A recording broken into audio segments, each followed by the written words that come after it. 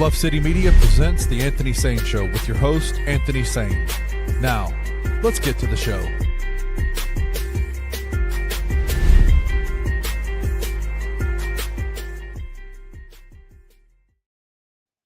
What's going on, everybody? Welcome to the Anthony Sain Show. This is, of course, your host, Anthony Sain, here with my guy, man, Kenny Stubblefield. Kenny, what's going on, my guy? My brother, it's a good day, man. Start of the boys' weekend at the Stubblefield house, man. It's just me and Silas. We're gonna have a good time, man. So your wife is going out of town. My wife and my daughter went out of town for the weekend, and so it's just the boys at the house, man. So it's gonna be fun. Well, man, that sounds good. But Kenny, typically, man, I have something in an aluminum cup.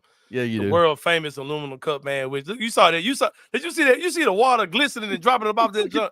Slick snowflakes on the side of this joint, man. Y'all know how it goes down. Hey, you know what this is filled with? Oh yeah, who knows when it comes down to you, my boy. But it's probably coffee or ass water you over there drinking. Coffee, baby, because I love coffee.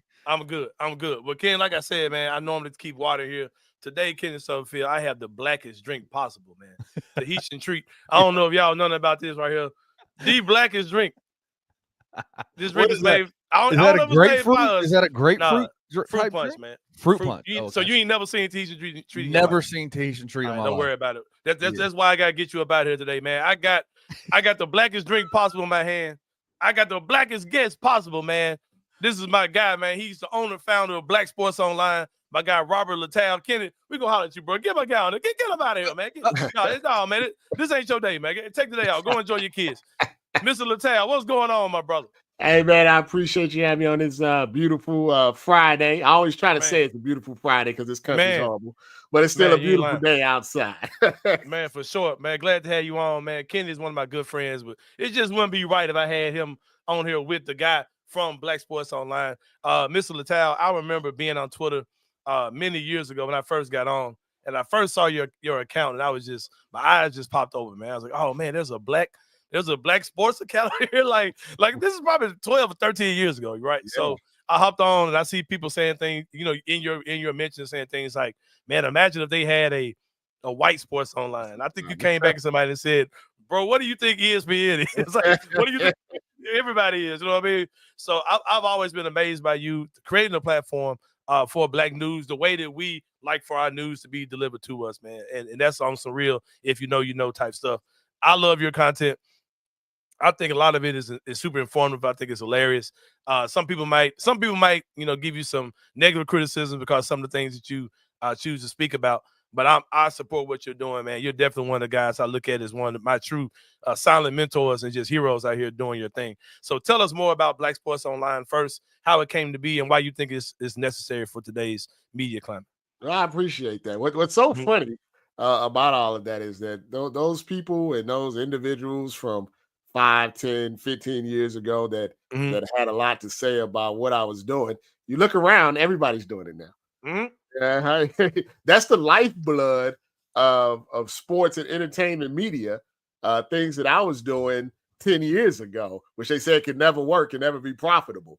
But now it's a whole business behind it. When I initially started, the goal was to actually keep an eye out on sports media to make sure that they were reporting these Black athletes fairly. Right. Because at the time that I started, social media wasn't quite what it was as it is today. Yeah. And so you only got, your news, from your ESPNs and your SIs and stuff like that. And at that time, they didn't hire any Black people. You may see a Black person on the Sports Center, a Stuart Scott, a pioneer like that. But you didn't have a lot of a lot of Black reporters, a lot of Black people on the ground, doing stuff. So I was a police, basically, in that regard. And it was just so because, especially at that time when I was in my mid-20s, I related a lot to the athletes of that time. I grew up in the same era that they grew up in. And so when certain stories would come out, I felt like I can give a perspective that nobody else was talking about because I grew up the same way that these guys grew up in. And, that has evolved as the years have gone on. I was one of the first to realize that sports entertainment was an avenue that people enjoyed, that people like to talk about, that was interesting to what was going on behind the scenes. I was one of the first to realize that a headline didn't have to be just like the AP in college. You can be a little creative, with that. Definitely. And I was one of the first independent media people that were able to procure credentials at major sporting events like the NBA Finals and the Super Bowl back in the time where they didn't give websites credentials or access or interviews or any of that. Now, you see that happen. I feel like, I was one of the ones that helped break down those barriers. So I kind of look at things now as I sit back in my chair, kind of like a proud uncle, man. See young people, young Black journalists out there, grinding and getting in those positions and everything. I feel like I helped them, a little bit. And, I'm still fighting a good fight because I still don't see enough of us, on TV. It's way too many former athletes taking those spaces. Yes. I don't see enough of us getting those opportunities to branch out, to be more. So I'm still fighting a good fight, and I'm probably going to be fighting a good fight, until they put me in the ground. Yeah, man. Like you said, when I first got on Twitter, I was not in this lane. And like when I saw you doing what you did, directly or indirectly, you're definitely one of the people that gave me an example of how to go about doing things, like I said. And you said something so key at the end, man, because with our white counterparts, you see guys who didn't play the sport who have access and they have the biggest seat, and it's the so-and-so show hosted by so-and-so. But you rarely see that with the non-athlete that's Black. Of course, you can holler out Stephen A. Smith all day long, right? But just because the fact that you can name these examples shows you that there's a problem. You know what I mean? But when you look at the white side, there are a ton of guys on these other publications that did not play the sport. But it's almost like you have to have played the sport. And then even with that, you've got to be qualified to speak on the actual sport, right? And so that's definitely something. Yeah, we don't have the power internally. We're not the producers. We're not the editors. The people see the front face and they don't realize what goes on, behind the scenes, who are making the hiring decisions and things of that nature. And when we do get power, sometimes we fight against each other, which is obviously not a good thing, right? As well. And that's something I had to learn. It's not like I'm trying to high horse, because I used to fight against other people that look like me as well, in my younger days. And it took me to get older to realize that regardless if you don't like someone or you don't feel like what they're doing, publicly, you got to keep that out, because there's so few opportunities for us. When people see us fighting, two Black people should be fighting for the white man's entertainment.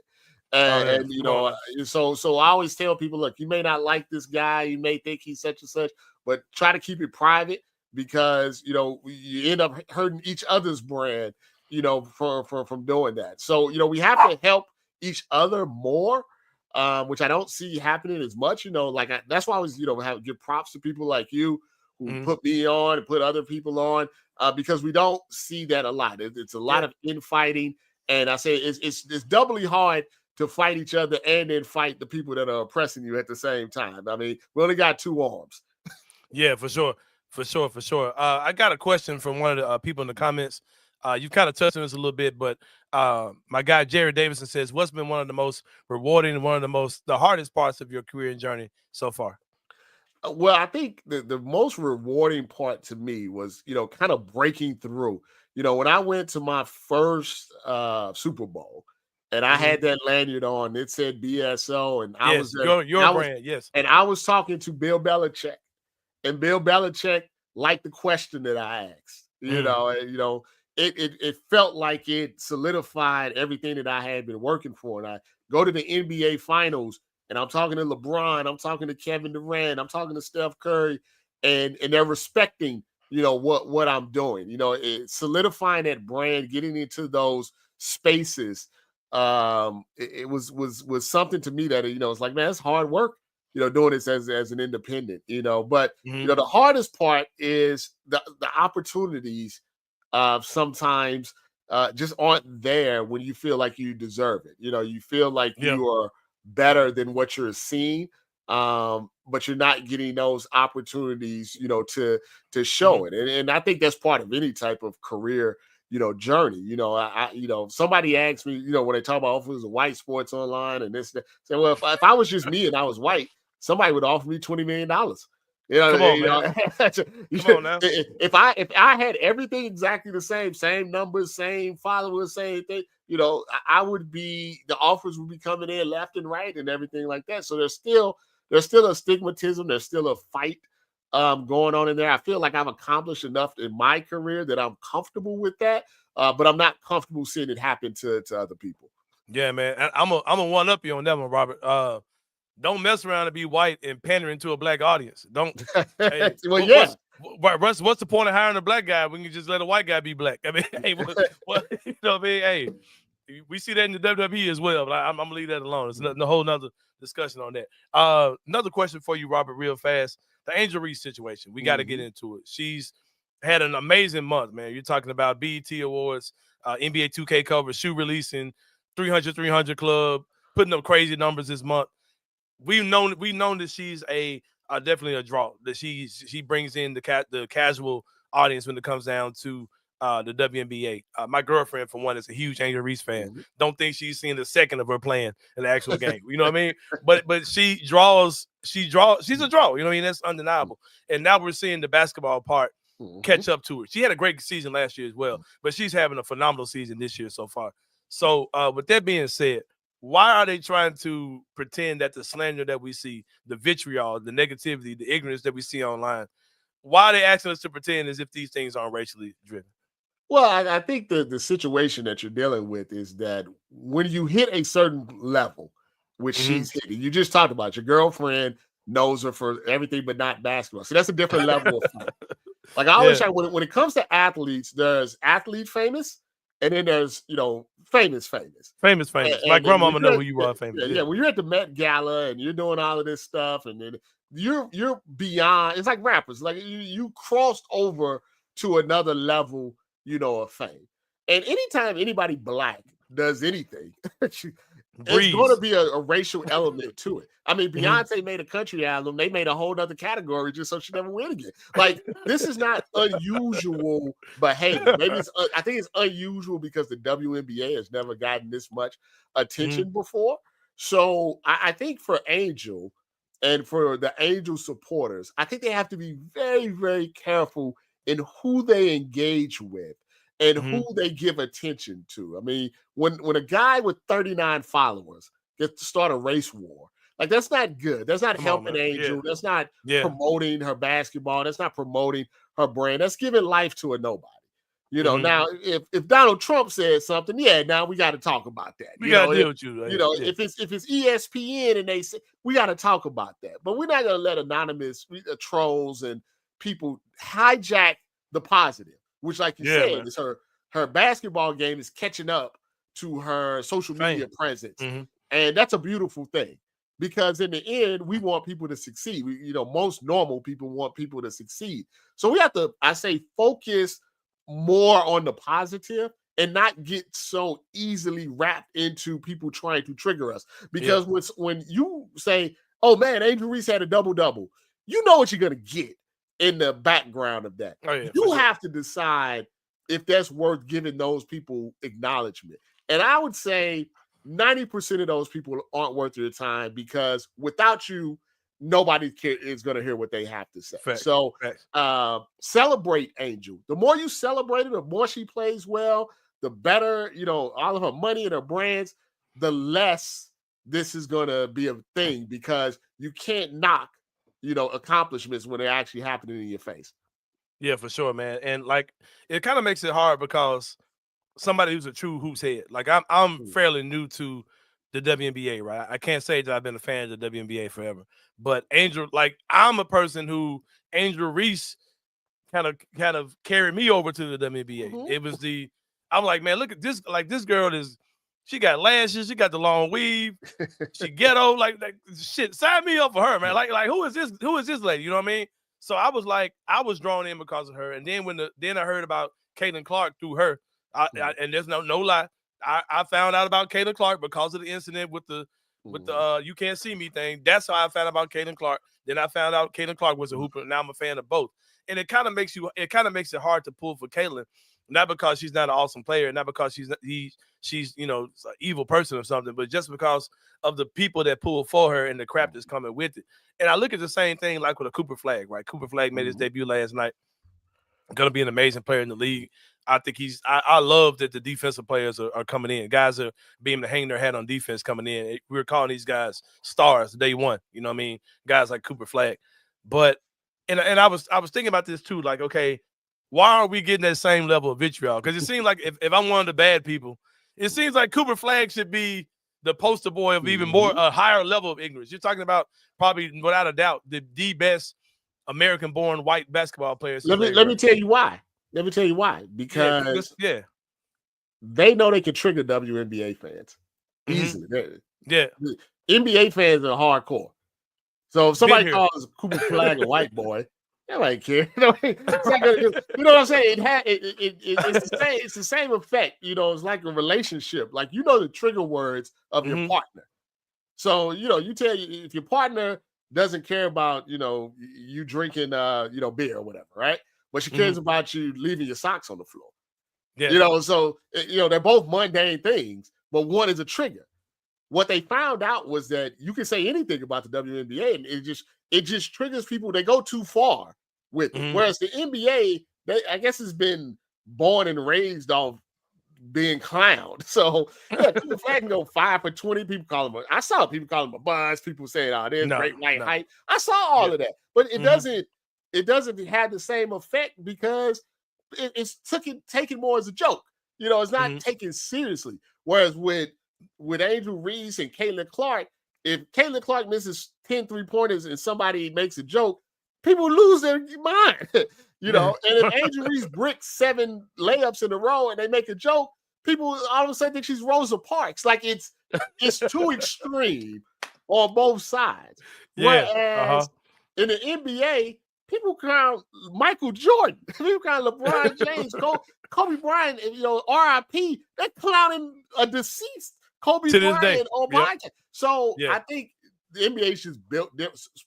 All of these other sports are built. I think the WNBA has never been in the spotlight before, and they don't necessarily have the right individuals covering the sport to handle it, and therefore everything becomes a bigger thing when it's really like when Angel Reese was, they got in a little scuffle, right? That happens in every NBA game, every WNBA game. Actually, that's how a girl run over a girl. Yeah, it's bug wild down there. Yeah, but when that happened, you would think it was the Rodney King trial or something. The way it was reported, they just take it too seriously. And maybe in I thought maybe it would calm down this year. I was wrong. But maybe in a couple of years, they get more used to it and more star players come in. Because Paige Beckers don't have to deal with this. Yeah. It's really specific to Caitlin and Angel. So I don't know what needs to happen between them. Maybe they got to go on a vacation together or something. Maybe they both at the pool. Maybe I don't know what needs to happen. But it seems like it's only specific to them. And whenever we're able to detach from that, we can just cover sports the regular way. Yeah, man, for sure. You talked about your headlines earlier. I love your headlines, bro. I've been quote tweeting your headlines for 10 years. I love them. Like, they're wild. They're to the point. And when you really think, it makes you think about how crazy some of the things that our black athletes, or just athletes in general, get involved in, right? And I'm talking about now the domestic stuff with the girl, the baby mamas, and the all this type of stuff, right? Why are there so many stories about guys who are having kids with ladies who are not fit, don't need to be anybody you need to be having any kind of situation with? And why is it so many stories about guys cheating on their girlfriend that looks one way with another girl that looks exactly like the other girl, and then the other girl he gets with looks exactly like both of them? Like, why are our guys so out of control when it comes down to dating? And just it's social media. You got to remember when I was young. Right. When I was in the 90s, late 90s, early 2000s, if a girl wanted to get to a guy, a groupie, she had to go to the hotel. She had to catch him outside the team hotel at the bus. Or find out who the team's wingman was. Who's the guy? Right. Maybe he picked out in the crowd. Maybe they were at the club. They went to the game after the club. It was face-to-face interaction. Now you have Instagram. Okay. Where Instagram says you can DM anybody. Right. So you have all of these groupies from all around the world who can Google how much these guys make and find out everything about them. And it simply said, I saw Anthony Edwards send the girl a DM, and it was 4 a.m, and he was like, "You up?" Just that's it. And she got pregnant by him. Like it doesn't take much. I remember Aaron Gordon said he was on a date with a girl that he met from whatever Instagram or one of these. Said he looked over at her phone. She was Googling his network. It's kids in an unlimited ice cream store. Man, and crazy. Here's the thing: they're young and stupid because we're all young and stupid when we're 21.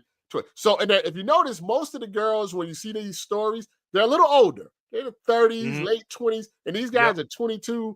Drea's 19, 40. 20. You know what I mean? So they take advantage of their stupidity, and then all of a sudden they have these kids, and we have these long lists of kids that now don't have fathers and stuff. It's sad. Yeah. It's really sad. It's not new, but I think it's new age.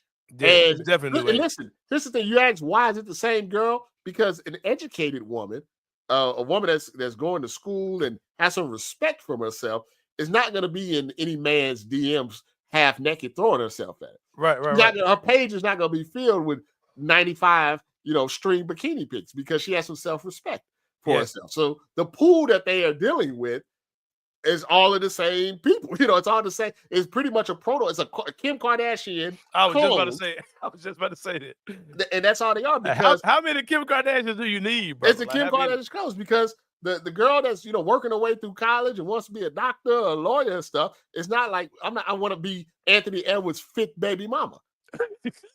That's why if you see the guys that get married, like actually married, the women are just. And I'm not trying to say they're not attractive or anything. They're just normal, everyday women because normal, everyday women that hold you down and that's not with you for your money, that's who you marry, Yeah, exactly. Come on, man. But these guys are just out here just humping everybody, not getting married or anything. Then they have these kids and they're like, I don't want to deal with them. And it's going to mess up a bunch of broken homes going forward. We'll wrap it up this way. Let you get back to your day, Mr. Littal. Ben McLemore. Super sad situation on the other end of that spectrum, right? Yeah. We talked about how these guys have so many resources, so many women throwing themselves at them. How does a guy like this get caught up in a situation where he's, committing the R word out here? I mean, we see that we see a lot of lawsuits. This is criminal. 8 years in jail. I mean, I think for men in general, it's a scary, scary time because an accusation can ruin a career, and in this case, ruin a life. Now, if he did it, his ass need to be in jail for probably more than 8 years. So you never want to just assume that, I mean, if he did what they found him guilty of, lock his ass up. The problem is in a lot of those situations, the only two people that were in the room is the guy and the girl. And interpretations and then what happened, it could be kind of strange. So your best bet, now I'm not going to say who the athlete was, but I tell you this, there was an athlete that once got into a little situation like that. And they got themselves out of that situation. And from that point on, they did two things. First off, you had to sign a consent contract. Yes. Before anything happened. This is what we're doing. You consenting to this. You signing the contract. And the other thing that he did, and this is what I thought was the most brilliant thing of all time. And this was like at hotels and so on. He would have like a bodyguard or someone outside the room as a witness, right? That way, if whatever person said, hey, this something, there was always a secondary person that was around that could say, hey, no, I was there. This is how, it went down. And he never had any problems, going forward. Man. And once again, it's these young guys, they just out here just doing whatever. That would be my thing. NDAs, consent forms, witnesses, and honestly, cameras, with consent. With consent, yeah, for sure. And also pay attention to who you're talking. Do a little research. It don't take much research. Like if this looks like somebody that might do that, and I don't want to go Dr. Umar on you, but pay attention. I mean, it can be all different types of races, but just be careful. Be careful. That's all I can say. I hate to see young men ruin their lives over stuff like this. And like I said, if you do something wrong, you need to go to jail. I'm not one of those people that think that black people shouldn't be in jail. No, if you rob me, I won't call the police. But but just be safe, be careful. Remember, you are a target. when you're an athlete. So you got to really, or an entertainer or whatever. So please, be careful. Yeah, for sure. But Mr. Littal, I'm going to let you go, man. I appreciate you coming on. Man, it's been an honor to have you on. Like I said, man, one of the GOATs, one of the OGs in this thing for sure. Appreciate you coming on today, man. We're about to take a break. When we come back, it's going to be more than Anthony Sain Show. See you guys in a minute.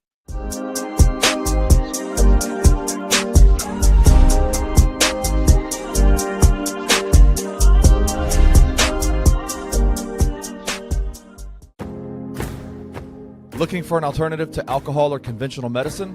Check out Ounce of Hope, a Memphis-based dispensary with 2 local stores in the Sanderland Center and on South Cooper Street. You can get all the products you need in a location convenient to you. Each store offers an intentional shopping experience with dedicated bud tenders to answer all of your questions, from product selection and mushroom blends to our personal favorite, the Delta 9 seltzers. You gotta try the Peach Buzz. Try Ounce of Hope at either one of their 2 Memphis stores or at www.ounceofhope.com for convenient products shipped right to your door. Use the promo code BluffCity for 15% off any order, excluding sale items. Cannot be used in conjunction with other promotions or discounts. One use per customer.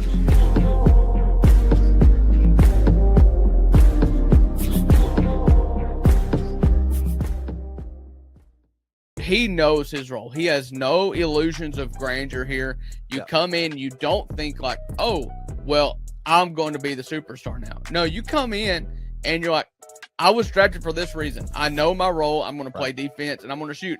Because you look at what wings can be today, and the easiest way to get on the court is to be a lockdown defender who can shoot corner threes. If you can just shoot corner threes and be the best defender on a team, you are going to play a lot of minutes in the NBA, and I don't see any reason why he can't be that way. When you're playing in the G League, lots of players think that they're looking for a superstar. They're looking for a CEO, but actually they're looking for a janitor. And if 100%. You can excel at sweeping the floor and mopping the floor, then you will find a role on an NBA roster and you can build from there. Tune into The Daily Grind with your host, Luke Hatmaker, every Monday through Friday at 7:30 a.m. live on the Bluff City Media YouTube channel. In the heart of the Highland Strip for 27 years, Trilogy Tattoo has helped tell stories for Memphians for generations. Located at 530 South Highland, Richie and his team are waiting to help you tell yours. From tattoos to piercings, your body art should be as unique as you are. Voted a Memphis Flyer top 3 tattoo shop in the city of Memphis since day one. Your story will be safe here at Trilogy Tattoo. Open 7 days a week, Monday through Saturday, 11 to 11, and 3 to 11 on Sundays. They have convenient times waiting on you. Let Trilogy Tattoo help you tell your story.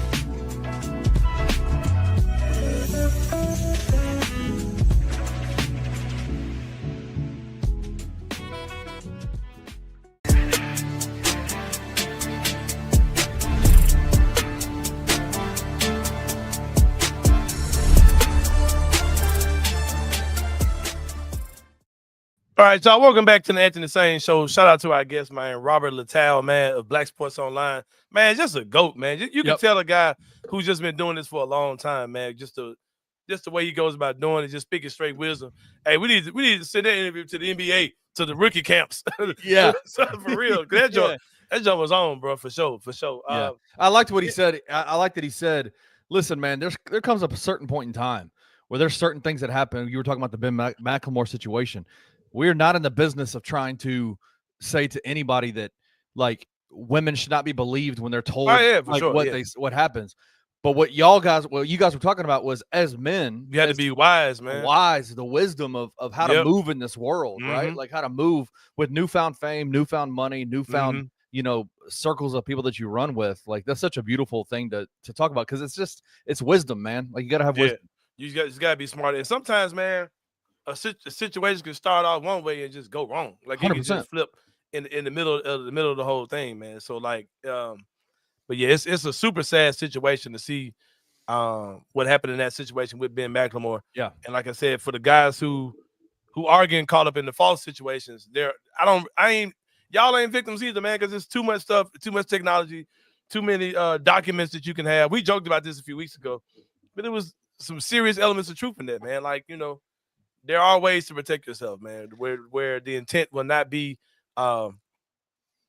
questioned at all. I'm gonna call an audible on Inside the Same Brain too. I'm gonna shoot you what I'm talking about later on the show goes on. Yep. But it's time for the 3-pointer, man. We're talking about 3 things going on in the world of sports. Before we do that, Kenny Sutherfield, got to show some love to my guy, Richie Jarvis, and the good people out at Trilogy Tattoos. Richie was in the comments letting y'all know, man, you better cover yourself out here, man. Let me find out they've been throwing it at Richie, man. Richie, I got an NDA for him, man. Richie's like, from personal experience, boys, protect yourself. Hey, I got an NDA for that ass. This man said video cameras earlier. I'm like, bro. You talking about me? Yeah. Real shit. All right. Bro, if I'm freaking LeBron, not LeBron, if I'm Anthony Edwards, Ja Morant, like a single bachelor NBA player, baby, if you want me, you going on tape. Now you can have a copy. We can put it in the cloud where only a lawyer can get access. Whatever you want to do, but you ain't no, baby. It ain't for my Dropbox for you. It is not for my pleasure. It's for my protection because I'm not going. Yeah. You finna sign these papers, and you finna get recorded. These papers. You finna sign these papers. No, bro, I ain't going. Real talk. You ain't getting me. No. Oh man, that's crazy. No, sir. You're not. But yeah, man, get up with Trilogy Tattoos, man. Been in the business for a long time, man. 27 years in the game, man. You know them, you trust them. Let them tell your story, man, like no one else in the city can do when it comes down to tattoos and piercings, man. The more I talk about it, the more I gas myself up to get me one, man. You got to do it. Look at this man here. Freaky, man. Richie, freaky ass. Richie, man. Hey, Richie, the baby called an audible or what? Yep. Another audible. Yep. But yeah, it's just gonna be story time. I'll text you what we're talking about. We're good. When it comes down to it. But the 3-pointer, man, let's get into it. Crazy, silly story, man. Speaking of guys being silly, professional athletes being silly. San Diego Chargers, they're still San Diego Chargers, right? Are they like the LA Chargers? LA Chargers, yep. My bad. Show how much I give a damn about the NFL. Yeah, right. I knew something happened, but I ain't know if it was official. Somebody, somewhere. Yeah. LA Chargers, I ain't gonna lie, ever since they got rid of that navy blue with the gold, they stupid. That was the coldest uniform in sports. All right. Chargers running back Najee Harris sustains an eye injury during 4th of July fireworks mishap. This is goofy. I got so many questions, bro. Because I ain't gonna lie. When I was a kid, I used to love fireworks and wanted to be a part of it, lighting the fireworks, all that type of stuff. But unless you're who's lighting all the fireworks, you have no business. What are you doing? What are you doing, bro? Like, what are you doing for real? For real? We're gonna get in and off this real fast. Well, there's also the rapper 4Extra blew off 2 of his fingers. Freaking hand. Yeah. and then there's another guy that played for the New York Giants. It's like I think Jason Pierre or something like that. He like destroyed his whole hand years ago. He's still playing, but he's got a club hand now. So crazy, bro. Holding big ass fireworks in your hand like a goofball. Hey, but shout out! Did you see? Hey, real quick, did you see? The city of Memphis had a 4th of July parade, and guess who was in the float on the parade? Back it up, Terry. Back it up, Terry. Yeah, we gotta get Terry on the show, man. Real talk. All right, let's make sense of this part for me, man. Yeah. It says that he's expected to be ready for the NFL season after sustaining a superficial eye injury. I have no clue what that means. During 4th of July mishap, his agent tells ESPN Najee Harris was present at a 4th of July event where fireworks mishap resulted in injuries to several attendees. Najee sustained a superficial eye injury during the incident, but is fully expected to be ready for the upcoming NFL season. What is a superficial? It just means like on the skin, probably. It probably just got like debris or shrapnel or something, just kind of because he had to go to the hospital. So he's messed. Sure. There's no damage. There's no damage to his actual damage eyeball. On the inside of the eye. Oh, okay. On the outside of the skin. I was praying for you. We praying for you, brother. All right, number 2, man. Get this dumb stuff out of here. Memphis Grizzlies Summer League starts today in Las Vegas, man. Las Vegas Summer League starts today.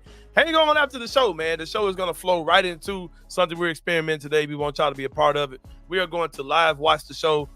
You get the reactions of me, Kenny. I think Rusty's going to hop on with us as well. Might get some more guys from Bluff City Media to hop on. We're going to watch the game live. Y'all get to see live. It's going to be super informal. Super informal. Yeah. Oh, we're going to be straight. You literally just going to be watching us watch the game. Yeah. So y'all rock with us.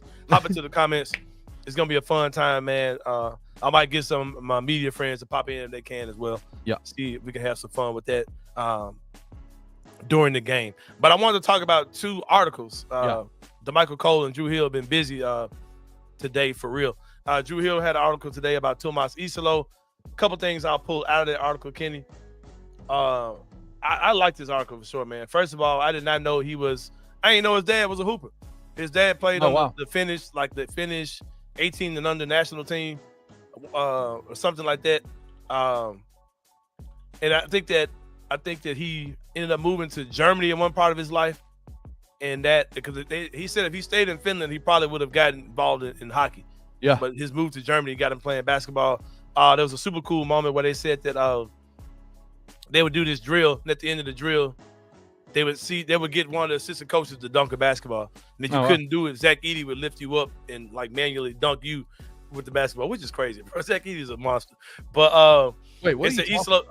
This is for the Grizzlies? Yes, they said the Grizzlies practice last year. At the end of the practice, they had a routine where they would say, okay, one of the assistant coaches got to close out practice by dunking the ball.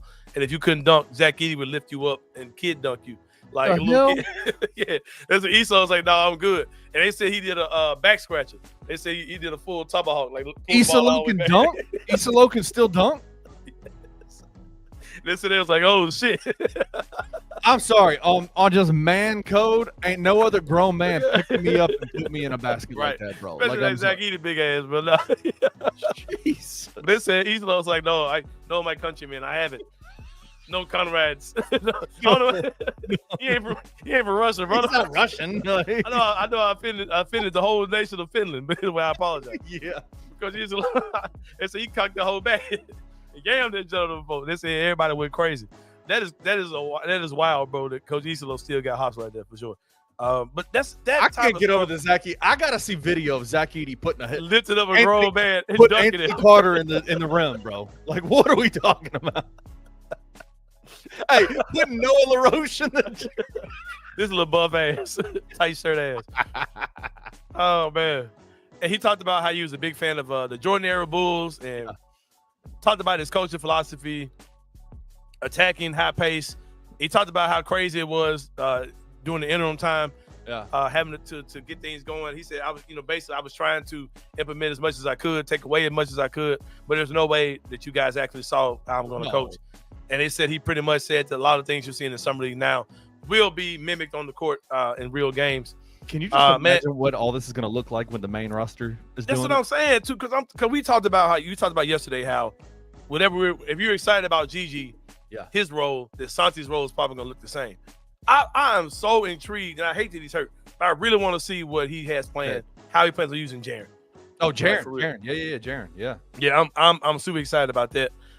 He talked about the move to Memphis and United States being the third country that they moved to in 3 years. And he made a good point as well. He was like, man, people talk about me. He's like, I'm fine. He's like, I just came here to coach basketball. Like, my kids have to adjust to school. My wife does everything, all the planning. Like, don't worry about me. My part is simple. But my wife and my kids are definitely affected by all these moves. And man, everything I see from this dude, I like him more and more, man. I really do. Like, he seems like super, super steady head on his shoulders, man. Just I like that a lot. And like, it's real answers, bro. It's not like BS early AI answers, like before the AI really had a brain. from Taylor Jenkins, right? Like, his responses are like actual basketball talk. Yeah. And I don't know what he's going to end up being, but he does seem to be a very competent coach. And we talked about that the other day too, man. A lot of stuff with Taylor Jenkins was speaking from an inferiority complex or from a imposter syndrome even situation with him, man. And Isolo just seems like a steady, hoops head, man. Like, and a guy, you're talking about a guy that played basketball. He was not an NBA player, but he played, I think, 18 years overseas in Europe. His dad played the game too. That is a winning formula, bro. Like, that's a winning formula for sure. So sign me up for the Tomas Isolo era. Also, our good friend DeMichael Cole wrote an article as well talking about Gigi Jackson and how he said back. I'm just gonna read a quick quote from this. This is referring to Coach Isolo as well. He said he told me last year when I was stuck in my head a lot that I'm going to coach you the hardest. Talking about Isolo because I don't want to be the guy that looks back in 20 years like, that GG Jackson kid could have been something. Jackson said, he lets me know that he's not going to let me fall. So that's why I rock with him so much. Bro, shout out to, hey, bro, sign me up for all that, bro.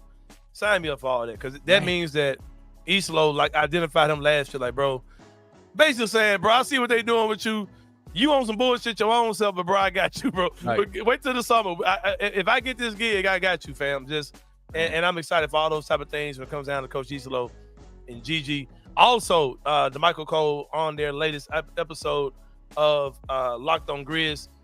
A couple notes I'm going to give you. My guy Eddie Perez on Twitter, Hoop OG, he took notes on what was talked about today on the Locked on Grizz show. He said that Jalen Wells most likely will be starting shooting guard. This is coming from the Michael Cole, of course.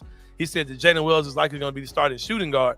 And the starting small forward position is more so the open position. And that GG Jackson isn't completely out of the question to start at small forward. Hey, I know my guy. I know that my boy Chris Ingram is probably going crazy in the comments or in real life hearing that type of news. He is the leader of the GG at the 3 campaign. He said that GG Jackson, basically what I just read, said that when Tony Islo took over as head coach, that he told GG he was going to coach GG harder on him, anyone else, because he doesn't want to look back in 20 years and feel like he wasted his talent and didn't help him reach his potential. It said that Coach Islo seems to be emphasizing getting downhill and less is more. No wasted movements with GG Jackson. Yes. And that the Grizzlies players seem to care about trying to win the Las Vegas Summer League this year, especially since they came up short last year in the finals. And a lot of these same players fell short last year. So shout out to the Memphis Grizzlies reporters, just giving you more insight, more behind-the-scenes stuff on Coach Islo and on GG Jackson. Feel like – yeah, go ahead. Go ahead.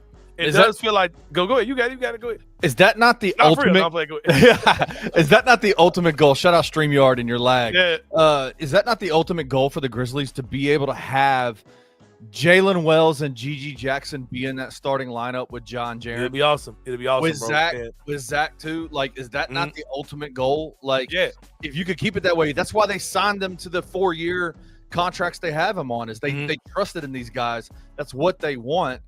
And if I love hearing that T.I. is saying to GG, I am going to coach you hard because I don't want unwasted opportunities for you. Yeah, like, man. Man, for sure. So dope. And if John and Jaren are clearly your best 2 players on this team, but talent-wise, you can't tell me GG ain't number 3. Like, you can say whatever you say about his performance or what he's doing, lack of defense, but you're talking about overall just, like, freak talent, GG's number 3, bro. So if he can if he messes around and get in that starting lineup, that means it's because he's really turned the corner. It's a monster lineup. Man, that would be crazy. That would be crazy for sure. Number 3, Kenny Stubblefield. I'm gonna let you rock with this one. I didn't even know this was a thing until about 2 minutes before the show. LeBron and Luka Doncic got some drama going on, and I'm just sitting back here like the Joker when he walked out of the hospital as it exploded. Because I told y'all, this shit ain't gonna work. Luka's getting the hell up out of LA. This shit getting messy already. Luka is gonna get the hell up out of LA. Hey, both of them, they're gonna end up with neither one of them, bro. Because LeBron about to retire, and Luka's gonna be like, bro, get me the hell out of here. Because they still ain't built no team. They're not gonna build a team around that dude, bro. The Lakers have never done it. And that's what this whole conversation is around. Is Brian Windhorst and I think Ramona Shelburne put out an article on ESPN today. You go check it out. It's actually a pretty well-written article about kind of the ins and outs of what's going on between Luka and LeBron. It's so crazy because, like, I remember the first game, the highlights of that first game, there was that behind-the-scenes encounter in the huddle where you hear LeBron yelling at Luka, don't fit in, stand out, basically. Like, he's telling him, stand out. Like, you be you, you're here to be you.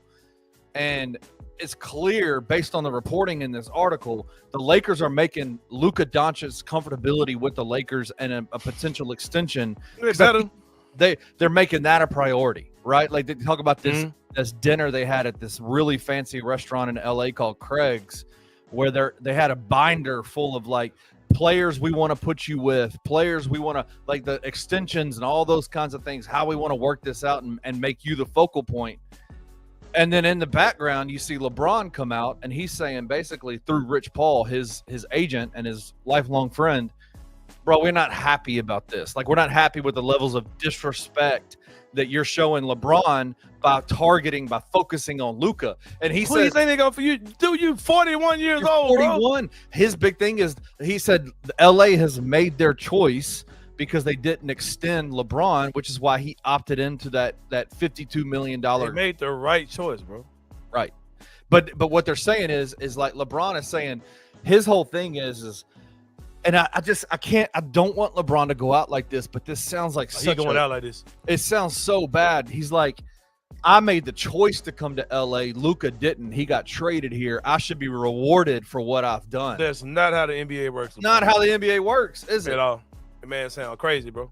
The man sound hella crazy, for real. Like, And LeBron, so it's coming out like LeBron is talking about, like, can I even fit with Luka in here? And I'm like, and bro, this ain't even talking about winning and losing. This is No. just some old goofballs, like who's the man shit. who's Like, the LeBron, man shit? Like, come on, It's man. crazy, bro. Like, get out of here, bro. That is so crazy. Like, hey, I'm sounding like I give a damn, but hey, sign me up for all this bullshit. Yeah. A known Laker hater all my life. Get him out of here, bro. Yeah, man, But yeah, it's a super crazy thing for sure. About to take a break, man. Don't forget, hang on with us after the show today. Yep. We're gonna watch the Summer League live. We're gonna end the show here and then just come back, right? Like it's Yeah. gonna be on the same stream. Like it's gonna be Yeah. on the same stream. So just stay on here with us. Just stay and here we'll be with back us. here. Yeah. We'll be watching the game together.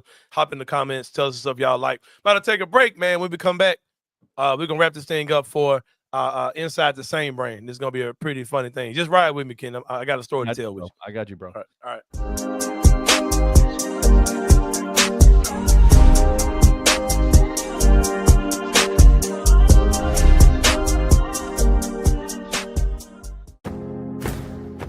Looking for an alternative to alcohol or conventional medicine? Check out Ounce of Hope, a Memphis-based dispensary with 2 local stores in the Sanderland Center and on South Cooper Street. You can get all the products you need in a location convenient to you. Each store offers an intentional shopping experience with dedicated bud tenders to answer all of your questions, from product selection and mushroom blends to our personal favorite, the Delta 9 seltzers. You gotta try the Peach Buzz.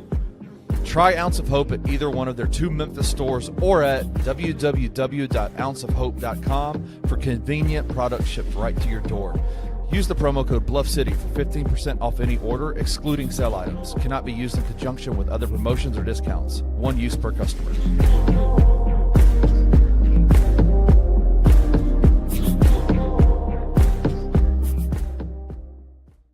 The books were a lot tougher when there was a Desmond Bain number right after there. It was quite big.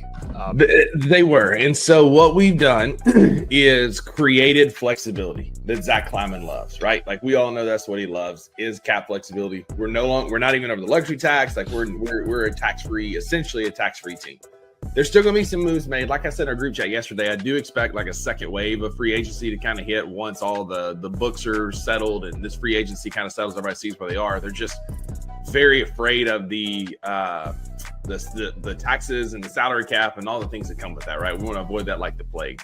But again, like our roster is constructed well enough that I think we've got like a good opportunity here to capitalize and use that flexibility to add a few more people. Tune into The Daily Grind with your host, Luke Hatmaker, every Monday through Friday at 7:30 a.m. live on the Bluff City Media YouTube channel. In the heart of the Highland Strip for 27 years, Trilogy Tattoo has helped tell stories for Memphians for generations. Located at 530 South Highland, Richie and his team are waiting to help you tell yours. From tattoos to piercings, your body art should be as unique as you are. Voted a Memphis Flyer top 3 tattoo shop in the city of Memphis since day one. Your story will be safe here at Trilogy Tattoo. Open 7 days a week, Monday through Saturday, 11 to 11, and 3 to 11 on Sundays. They have convenient times waiting on you. Let Trilogy Tattoo help you tell your story.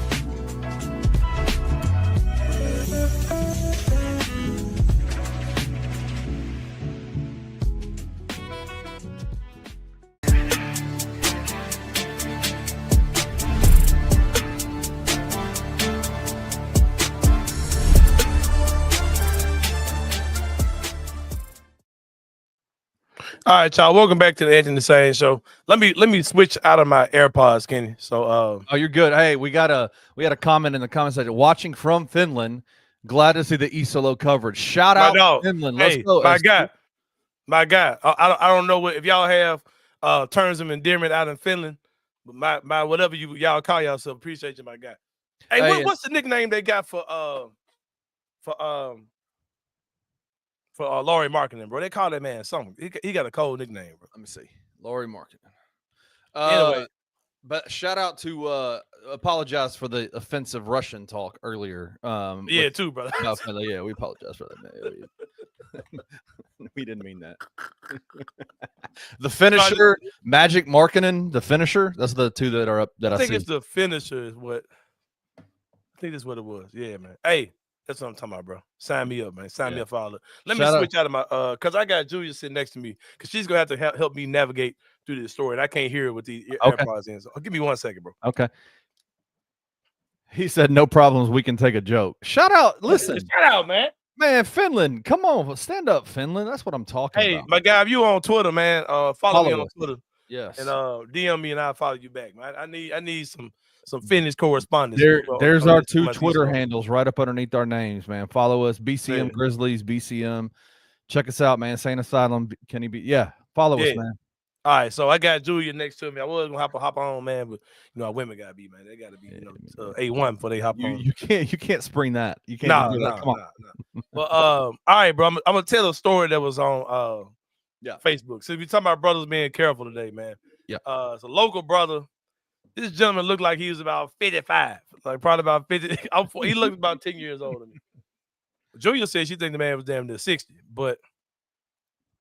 So the brother was telling a story of caution, right? Like telling everybody they got to be careful.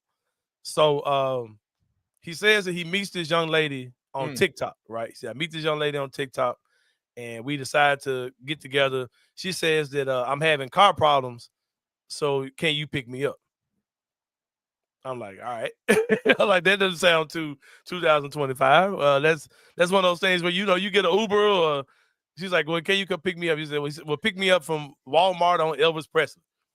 And, so this is Memphis. Right, yeah. And I live in this is technically Whitehaven where I live, but it ain't really Whitehaven. It's like close to, like, Mississippi is in my backyard, literally. Yeah. So, he says he picks up, but I know where that Walmart is, right? And I don't fool with that Walmart at all. Like, there's no reason I have to be on that Walmart. So, yeah, tell me more about it. Because Julie's like, oh, that store is nice. I've been in there. I'm just joking. But I don't fool around. I don't trifle around too much with that Walmart. I go to the one in Horn Lake or South Haven. But he said he picks his girl up. Right. He said we come back over to my place, and the girl says that her stomach is upset and she needs to use the restroom. Her stomach is upset. Then he says the girl used the restroom, and he said she threw up. Okay. In the car. In the car? No, at the house. Oh, so he took her home. You're at his house, right? So he says the girl is like, well, can I use your shower? And the guy's like, of course, you can use my shower. He said the girl set her purse on his nightstand, and he had a box fan sitting on the counter. He said the vibrations from the box fan were shaking the nightstand, and her purse falls off the counter. Bullshit. Right? I call bullshit. I called bullshit a long time ago, right? I call bullshit. So the purse falls on the ground. All this girl's belongings fall out, including her pill bottles. Stop it. So he says that he goes over. He observes the pill bottle and Googles it. And the medication is an HIV medication that the girl is on. So when the girl gets out of the shower, he immediately questions her like, do you have HIV? The young lady was like, yes. He says, well, so you weren't going to tell me? He's like, what if we had sex and then you got HIV? The girl was like, well, you didn't ask. And did you think I was just going to make that information available? And he's like, well, what if I had sex with you unprotected? She was like, well, fool, that's on you. You a grown man. And you would have made that decision and you would have to live with your decision, right? And so the guy was like, y'all be careful, man. Because these young girls, this is a younger girl. And then, he said he went on her social media and she was talking about how all she messes with is older guys or how her and her friends, all they mess with older guys. She's like, y'all just be careful out here. And because, these girls are doing this stuff. And I ain't going to put a business out here because I don't want to put her up like, so it's like, there's so many holes so many red flags to the story, right? And me and Julia were breaking it down. Go check out Julia's podcast she does as well called Headed to the Grocery Store. Do y'all want something? She does that every Thursday at 10. And this is something she talks about on her show. And bro, first of all, bro, I got so many questions. First of all, you were buying some coochie, bro. Like that says 100%. Yeah, this is not some girl you met online and hey, young lady, you want to come over to the house? And no, bro. Yeah. This girl was a escort, bro.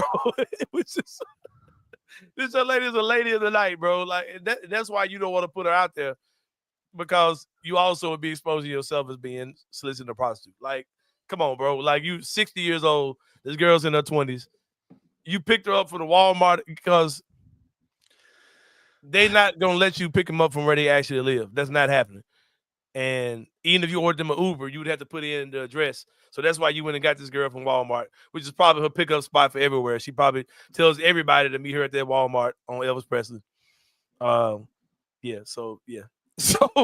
but yeah, man, that whole story is BS, bro. Like, I do that. Like, I'm sorry. I believe that actually happened. And he didn't. Oh, the interaction happened. Absolutely. Yeah, and that person did not fall because of that fan. You went through that girl's purse. You went through the girl's purse. Did. Yeah. That's okay. I don't listen. Yeah. I'm not a big fan of like invading other people's privacy. Yeah. Mm-hmm. But when you're throwing up in my house and having to clean yourself off to take a shower in my house, like, come on. Yeah. Like, I'm gonna. And have then he probably heard a pill bottle when she dropped the purse. He probably heard some pills shake. Right. He's like, okay, what is she on? He probably just because bro, if that fan shakes that bad where it knocked that purse off in that little bit of time, you would have told her, no, put your purse somewhere else because it's probably gonna fall. Because I can't even sit my phone in this motherfucker. You know what I mean? If it's that bad shaking, I know myself.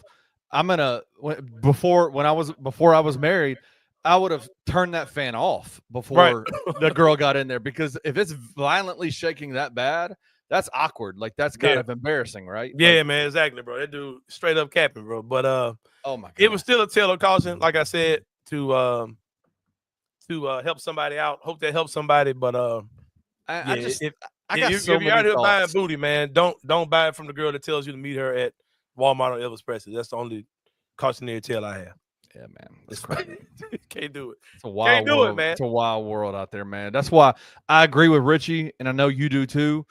Thank God that we're in committed relationship. Yeah, bro, because we ain't got to worry about that stuff, man. Yeah. That's nonsense. Right, yeah, it's a hilarious story. Is this? It ain't Kendarius. I'm seeing some pictures over here. Kendarius, is it you? Was that you? Your story? No, I'm joking. And the moral of the story is, if you got to buy some, tell them to meet you at the Kroger in Horn Lake, and not the Walmart in Whitehaven. Right? Because if you just got to buy it, my brother, just be careful. And then I'm like, bro, and I'm not okay. Let me get this right. Let me clean up what I'm saying. I'm not saying that if he had sex with her, like, protected, he would have been safe.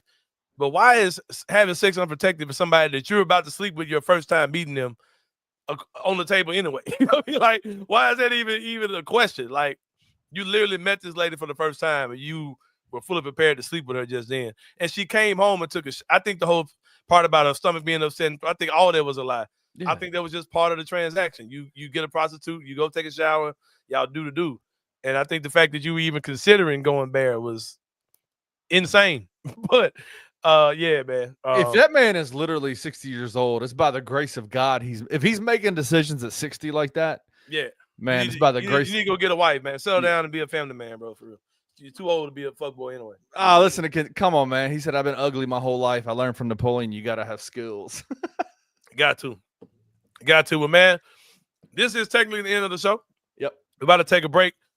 When we come back, we'll hop into some summer league talk for sure. Thank y'all for rocking with us. Stay here, man. We're going I know Rusty Whitten said he's gonna hop on with us. Yeah. I'm gonna see if I can get some other people hop on as well. I'm gonna take just run some commercials for a while, but give me a minute to reset. Of course. And we'll be back for our summer league coverage and I guess more of the Anthony Sain Show. See y'all in a few minutes.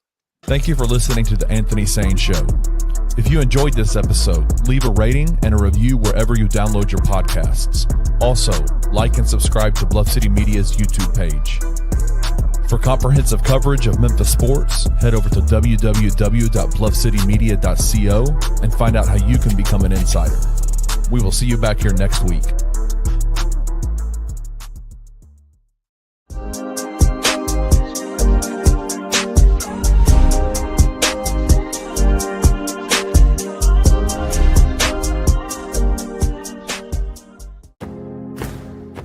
Looking for an alternative to alcohol or conventional medicine? Check out Ounce of Hope, a Memphis-based dispensary with 2 local stores in the Sanderlin Center and on South Cooper Street. You can get all the products you need in a location convenient to you. Each store offers an intentional shopping experience with dedicated bud tenders to answer all of your questions, from product selection and mushroom blends to our personal favorite, the Delta 9 seltzers. You gotta try the Peach Buzz.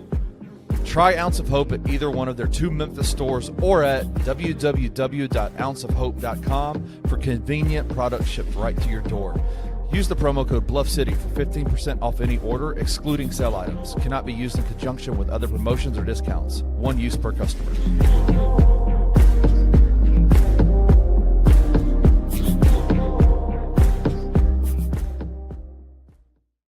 I mean, it's like, I mean, I get optimism, but it's like he's never been through a Memphis Grizzly injury before. It will take the maximum amount of time possible. I get it, man. Listen, like my initial report last night was, I have no words. This is nightmare fuel. Like, that's what went through my mind at first, because it can be. I mean, it can. And it has ended, like, I hate to be this guy, but it has ended careers. There have been football players, countless football players who have had their careers ended by turf toe. So if you want to go that route, we can.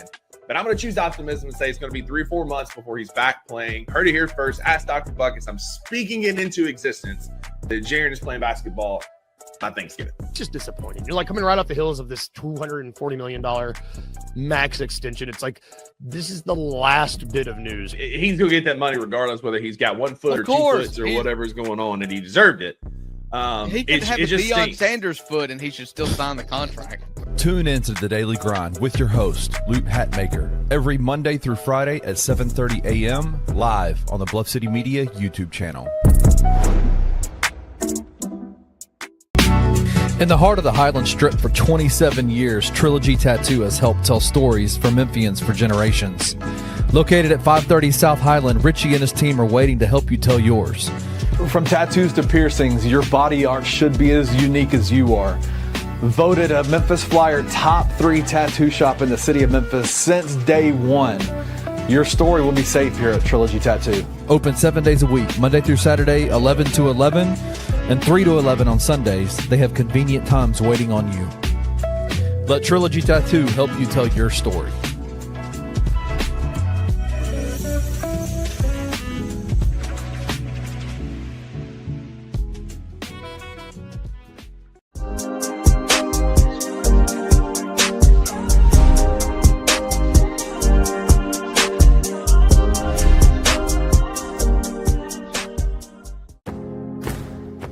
Looking for an alternative to alcohol or conventional medicine? Check out Ounce of Hope, a Memphis-based dispensary with 2 local stores in the Sanderlin Center and on South Cooper Street. You can get all the products you need in a location convenient to you. Each store offers an intentional shopping experience with dedicated bud tenders to answer all of your questions, from product selection and mushroom blends to our personal favorite, the Delta 9 seltzers. You gotta try the Peach Buzz. Try Ounce of Hope at either one of their 2 Memphis stores or at www.ounceofhope.com for convenient products shipped right to your door. Use the promo code BluffCity for 15% off any order, excluding sale items. Cannot be used in conjunction with other promotions or discounts. One use per customer.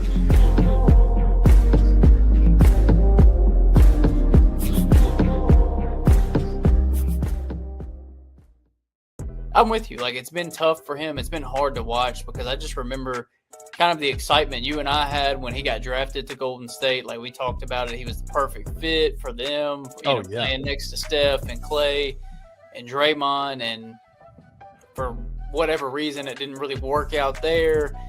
He's been bitten by the injury bug multiple times and just never been able to really get his feet under him in the NBA and play a ton of games consecutively.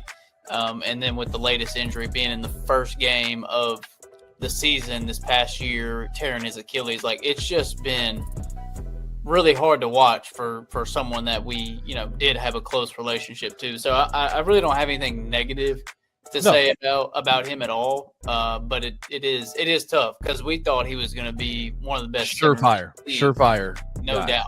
Tune in to On the Bluff with Christian Fowler and Gabe Kuhn every Tuesday at 12 p.m. on the Bluff City Media YouTube channel.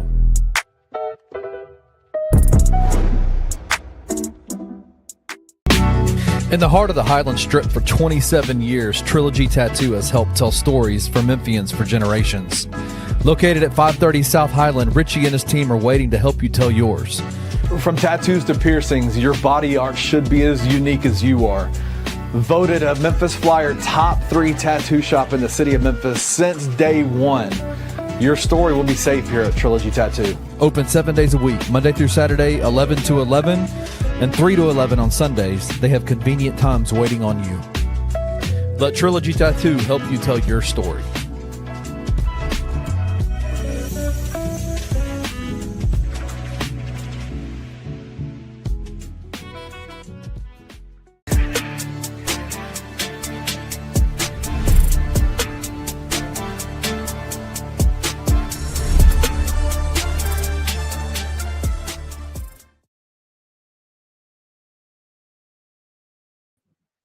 Yo, we're back. Sorry. My dog. Yeah, we're back. What said you got at the bottom of Zach Edey? That's him doing this shit? No, it's him today at the game. Our friend of the program, Keith Parrish, Fast Break Breakfast, put it out.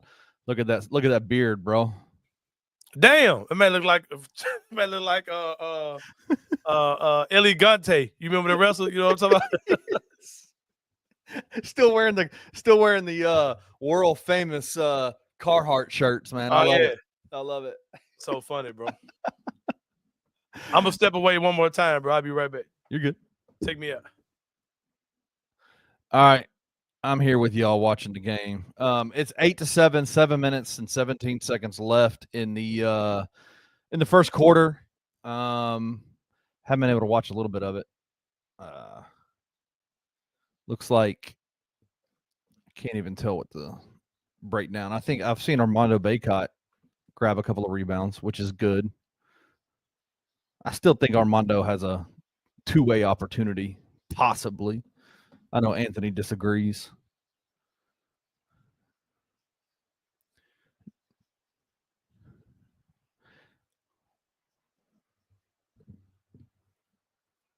They had one of the funniest parts about this is they had at the beginning of the game, they were talking about Jalen Wells and how good he played in Utah, and they had Zion Pullen on the screen the entire time. Have they been doing this? They did the Wells thing again with Pullen. Is that something they've been doing? Yeah. I haven't seen it. Hilarious, though. Jalen is out there shooting that thing, but he ain't making nothing right now, it doesn't look like. It's going to be interesting with Jalen, man. Like, I still think as a second-year guy, like, he's not a focal point of this offense. Like, he's going to be a guy that you hope that can do more things, but, like, he still needs help when it comes to, getting open and getting the ball, like, in a place where it's good for him to shoot. Like, right now, with Zion Pullen and Cam Spencer being the main ball handlers, he's not getting wide-open shots like he will with Jaren. Like, he's just not. So, I don't look at the shooting stuff. And, yeah, I agree, Quinn. I'm going to put these comments up on the board so everybody can see them. But, yeah, no, Jalen's got to get into a rhythm, getting easier shots, right? Like, but he's just not going to be that dude, right? Like, so he's not going to be you don't need him to be a playmaker creating his own shot all the time. And bring Anthony back on. I mean, am I wrong, Anthony? Like, I don't think. Yeah, I don't think you're wrong at all. Like, he ain't out there playing with John and them, bro. Like, teams are still focusing on him. If he's like your fourth, fifth option in your starting lineup, he's gonna cook, man. The main thing with him, though, his body just wasn't ready for the 82. Didn't seem like to me. It seemed like he physically like hit a real wall. Like, all right, bro, like this is like I'm physically not able to do this. He's gotta get himself together to conditioning wise be able to deal with an 82 game season. I cut my volume down because I don't know if it was going through the feed or not because that jumper seemed super loud. Your microphone? The actual volume of the game. Oh, I couldn't hear it. I got the game going on my headphones too. So, but no, it feels like summer league is like one of those kinds of things where when you're a guy like Jalen Wells who operates out of a rhythm and plays being ran and off screens and things like that. Summer league's not a good look all the time for him. Like he's scoring points, but it's not going to be like this is kind of like a glorified college basketball game where guys are just, breaking people down, glorified all-star game kind of deal where it's just not a good look for him. It's not a good fit. A lot of people got to remember too. Last time we saw Jalen Wells before this, he was getting carried off in a stretcher. You know what I mean? So the fact that he's even playing, and we just saw him with a broken wrist, about 6 weeks ago or whatever long ago it was. Yeah. And then when we had the interview with him, and he was saying that he plans on being back for summer league. I didn't think that was real, and to see him out there looking good, sign me up for all that. And when we did that interview, you remember when we did that interview with him? Like we were standing close to him, and dude, the scar on the side of his head from that man looked like he was fresh off that shit, bro. That looked nasty. I was like, Jesus Christ. Yeah. Are you out on Zion pulling like everybody else? I'm pulling out. I'm pulling. Pause. But I'm out. Pulling out, man. These folks, Richie says pulling is terrible. Yeah, facts.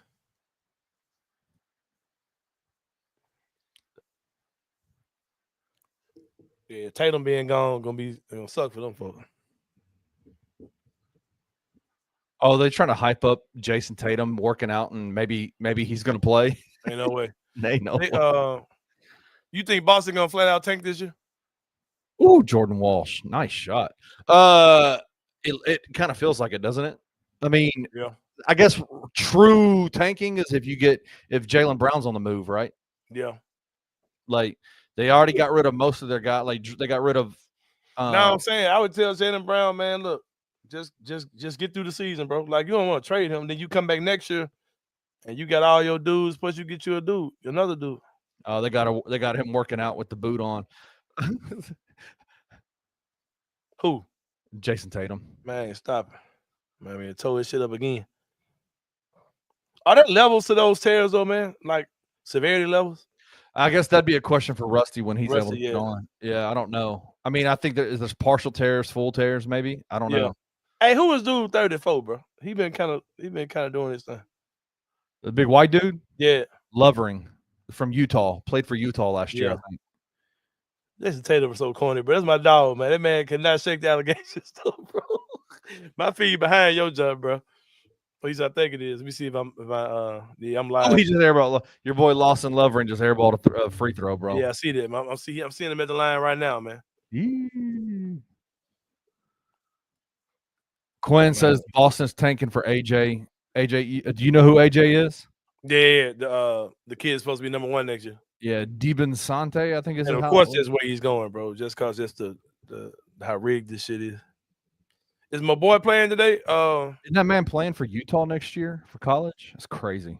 Is my boy? Damn, I just saw the airball free throw. Is my boy Meshack playing tonight? Meshack, what number does he wear? It seemed like he would have checked in by now. I think I see him. God, who that big head dude? Oh, that's the Estrada kid from Alabama. Look at that. Look at that head. The man's got an alien on his head. Who is it? What number? On our team? Yeah, he's got the braids. The Team Wolf joints? The Rose, I mean. Number 4. Yeah. That big head, dude. Yeah. No, number zero. No, okay, that's Jalen. 55. He must have been. Oh, I see him. Yeah. Egghead ass. That's him. Look at Jordan Walsh. Nope. Man, speaking of egghead, man, Jordan Walsh, bro, it's dude getting the pass where you can't check that man because he got alopecia, bro. Hey, guess who? That man, I was on the Daily Grind show this morning with Drew, and guess who Drew compared him to comp wise? Who? Oh, don't say it. Drew silly, bro. Don't say it, bro. You played for Detroit, and the one that said, The one that Kevin Garnett called him a cancer patient. Yeah. I can't think Charlie Villanueva. Charlie Villanueva, bro. That man full of shit. I was like, Drew, that's disrespectful, bro. Just the youth pastor, man. Drew Gad.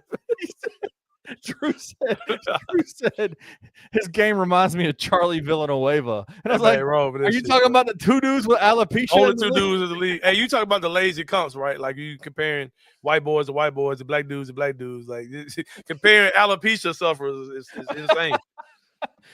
Quinn says that Meshack and Javon are on the bench in street clothes. Shit, why they ain't playing? I don't like that.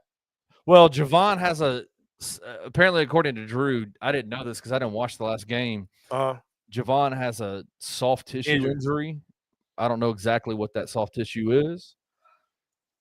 I would like to see Meshack out there, though. Any big team guys showing up in the crowd so far? Well, Zach's there. I didn't see anybody from that's all I've seen from the Grizzlies. Zach is slick on this roster, though. I mean, like, Jaren Job, KCP type. Yeah, Quinn said they're probably playing on main guy's off night. Oh, okay. Yeah, apparently Scotty's there with Zach. Scottie Pippen, okay.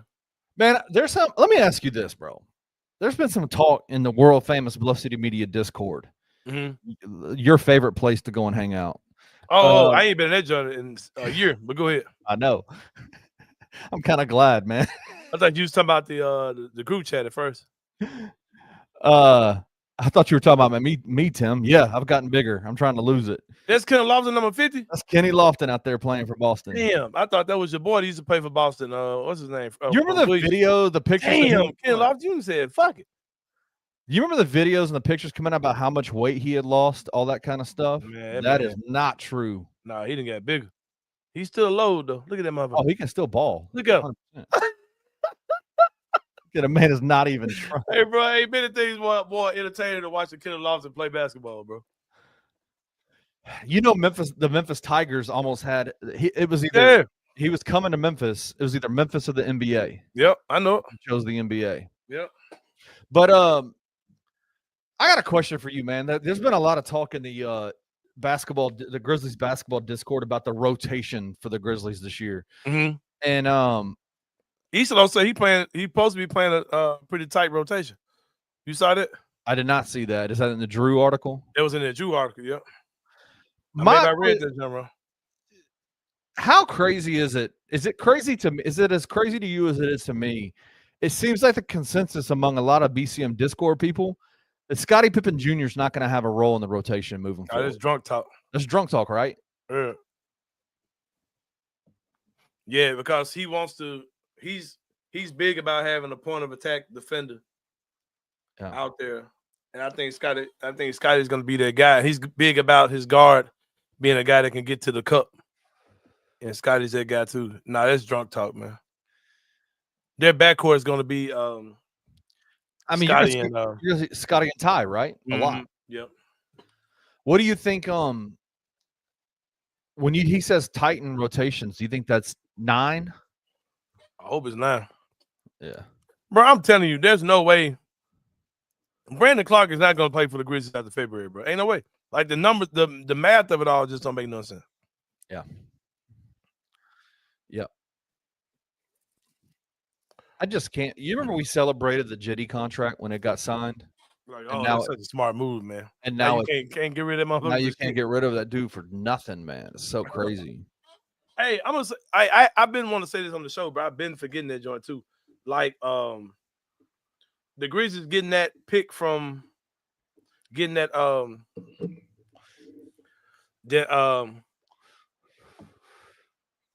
what I'm trying to say, bro. The Grizzlies getting that Orlando pick, that 26. Hold on. Oh, okay. Jemai Meshack, the reporting, Jemai Meshack has a hamstring soreness. That's why he's out. Go ahead down there. But yeah, that Orlando pick, that Phoenix pick or whatever, Phoenix or Washington pick or whatever. Yeah. That's kind of a gift and a curse, man, because I guarantee you in any trade negotiation, teams are like really haggling about wanting that pick. Like, and the Grizzlies probably like, nah, man, you ain't getting that shit. What would you do if Would you use that pick if it was a sticking point for like a Brandon Jitty pick for a Lauri Markkanen? Would you use that pick? No, because you shouldn't have to do that, bro. Because you talking some dumb shit anyway. Like, nah, I just saw y'all give away freaking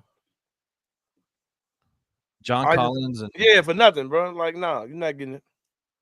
Yeah, Shaq's out. Shaq's out with hammy issues. What would y'all do in the comment section? Would y'all use that pick? I agree, it was the best asset of the trade, but I think it's making trading harder because I think the Grizzlies do not want to come up off of it. Would you? Kenneth Lofton days of being good might be over. That man look horrible. Yeah, he looked tough. If in the comment section, put it in the comment section. Would you use that pick in a trade if it gets you Lauri Markkanen? Or is that too much for a Lauri Markkanen? Should you go bigger than that? You're talking about BC. You're talking about Jitty. Terrible contract, Jitty. Yeah. Plus that pick. To get Markkanen, you got to go. You got to go Santi and BC. I do feel like there's a little bit of Quinn says Suns pick for Denny. Yeah, doubtful for Lauri given his contract. I don't know the contract. Like when I talk contracts and trades, that's a walk, Kenny. I'm legit thinking about. I don't know the contract numbers and stuff like that. Like I'm bad at that kind of stuff, like figuring out how the numbers exist and everything. So, is that too much? Philip said that's too much. Yeah, I couldn't do it. Yeah, I don't think I could do it, my boy. Yeah. Ooh, God. Yeah, I gotta go pick up Gabe after the game from camp. He's working the Special Olympics camp. Let's go, Gabe. Big Gabe. Man, Gabe's just an amazing kid, man. Like he's been doing that for like probably 3 years, bro. Being a whole volunteer for the Special Olympics. They love him. Then I gotta bring him back over here because Julia's doing like the neighborhood mom pizza and what are you doing, bro?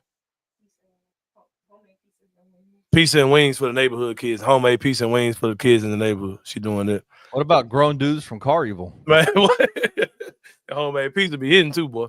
But now she's doing that. So I gotta go get Gabe so he can be a part of that. All the neighborhood kids love Gabe when he comes over too. So then I gotta go back out because I got bingo tonight at 8. Come on, GG. Don't foul that. Yeah, your John way ahead of mine. Hit live. Man, GG looks like he's 7 feet. I did. Okay. You watching on FanDuel? No, I'm watching on ESPN. Hell no. I ain't that legit.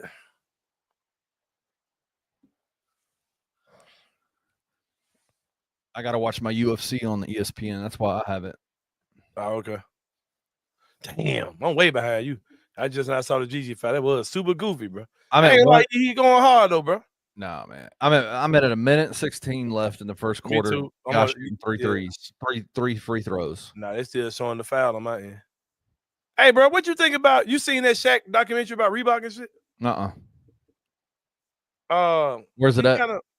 It's on Netflix. Julie been watching this shit. Shaq sound kind of crazy in that mode, but I didn't know that Shaq bought Reebok because I know he was doing the Shaq. Yeah. I know he was doing the Shaqs on his own. He was doing the Shaq. He bought the Shaq logo. I knew that he was doing the Shaqs independently on his own at Walmart and shit. But now he actually owns Reebok. He bought Reebok back from Adidas. Damn. Shaq's got crazy money, man. Yep. If I'm the Grizzlies, bro, I ain't trading that shit. Yeah, Ivory says it'd be crazy to move off the pick with the way the aprons are coming. Yep. Contracts are gems. Yeah, I ain't trading this shit. Those Oklahoma City contract extensions, do you think that's a move to like keep those guys in the fold, or is that a thank you for the championship? Now we're gonna have to move you in a couple of years. Both. They can still maneuver. It might be kind of hard to sign if somebody else pop on. But that's what I'm saying. That's why I be telling our fans, bro. Like people be talking about, oh man, we ain't made no splash this summer. Man, go look at how them teams built, bro. Like them teams them teams are full of just dudes, bro. Literally just dudes. Yeah. Like cast off ass dudes. Now they went and got our heart for sure. But I think Edie's gonna be that same level of player, same tier of player.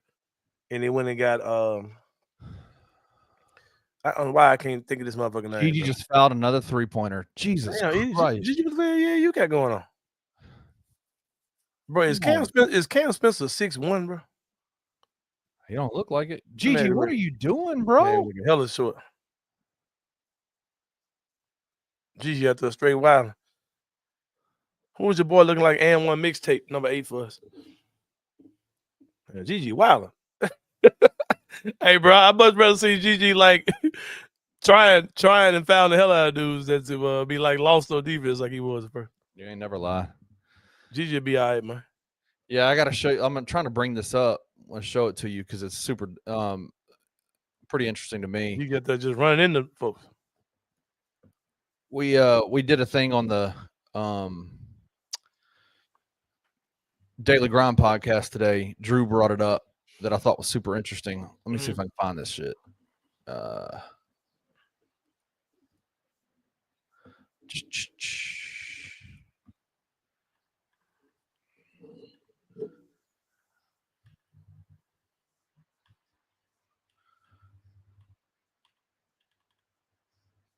And it's still fouling.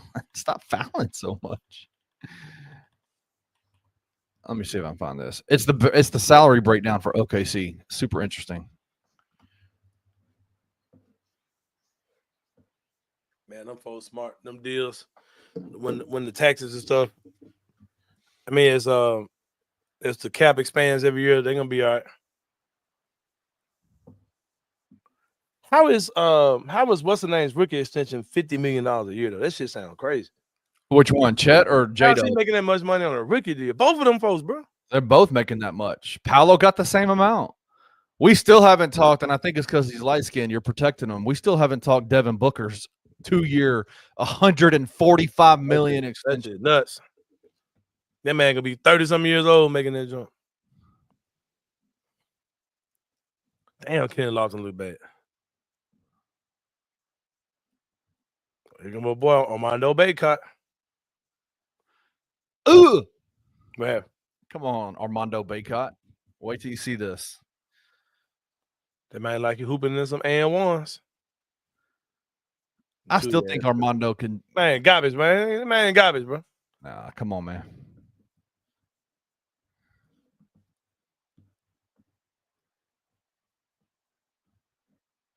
Black Ninja DJ says he still feels like he's still believing Edie, man. Folks that are looking at Edie as if he's not. Man, Edie finna Like go Drew, out, I know I talked about Drew a lot today. Drew wrote his obituary this offseason, man. And I'm like, That's you're not crazy, man. Edie finna go out this year. Edie finna be a monster. Man, if you get that man a whole season to get to the flow of things, because that man was going off at the end of last year. You get that man the whole year to get into the flow and do his thing, man, gonna be all right, bro. Totally agree. Because Edie was killing in one little stretch of the season. Then it was like, all right, that man went from, okay, I'm feeling myself, and this shit is playoffs. That man went ready for this shit. What he's talked about. Pulling, garbage. Oh, he hit the jump. Yep. What Drew said, Drew keeps bringing up this point that you never see 7'5" dudes that big make it like as a long careers in the NBA. Yeah, that's not true. That number one, that's not true. Number two, Zach Edey's also 300-something pounds. Most of the time you see big, like we ain't talking Manute Bol out here. You know what I'm saying? And Manute Bol played them to 20 years. Like, right? It ain't been that many dudes to even make that comp anyway. You know what I mean? Yeah. They said that about what's tonight. He's had injuries, of course, but that man been in the league. He ain't been in the league for a long time, champion and everything. The unicorn. Mm-hmm. Shit, do we think that Wemby ain't gonna play long? Or what are we talking about? Different kind of game, man. Yep. Drew just we all have our heroes, man, and Drew is definitely of that Chris Vernon ilk, the Chris Vernon down line. What's he saying? No, I'm saying Rusty, not Rusty. Drew's definitely. Drew Gant. Yeah. He definitely kind of lines up with what Vernon says, because Vernon, shit, goddamn, Edie could be a damn all-star, and Vernon still gonna have something to say about that, man. Scruggs said his John just not going to commercial shit. I ain't far behind you. I'm on fan, dude. Yeah. Yeah.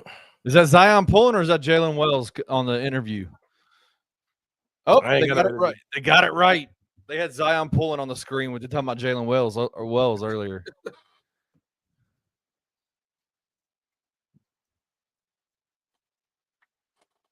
You like the braids or the fro?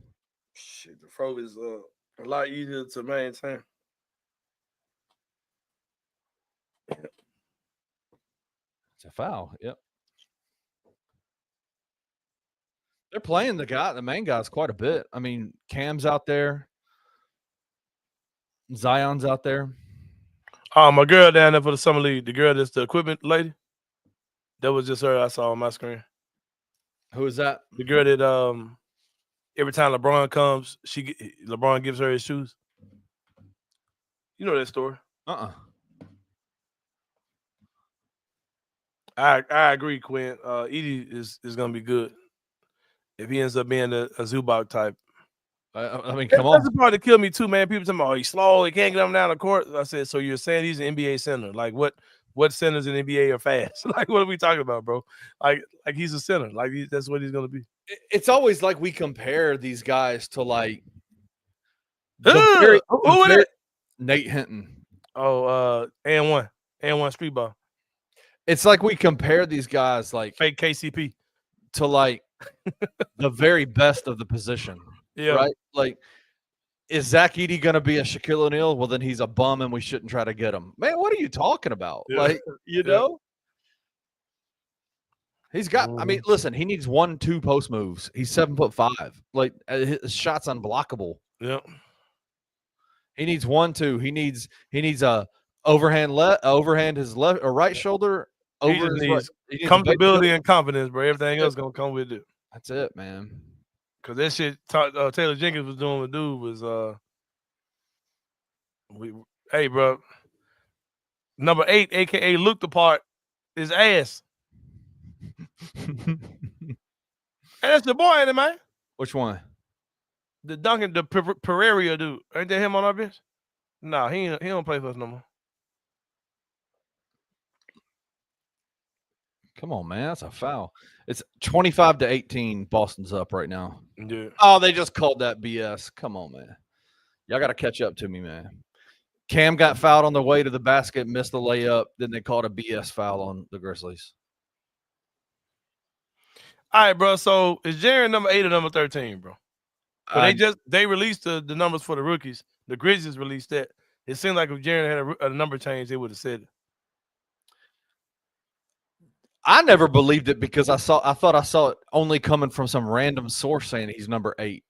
But it's so random. Like if it's that random, why would how you would kind of think that's true? Like this, is some dude really just going in and Photoshop Jaren a number change? Like for no, Devin confirmed it. It's 8. Yeah, that's what I'm saying.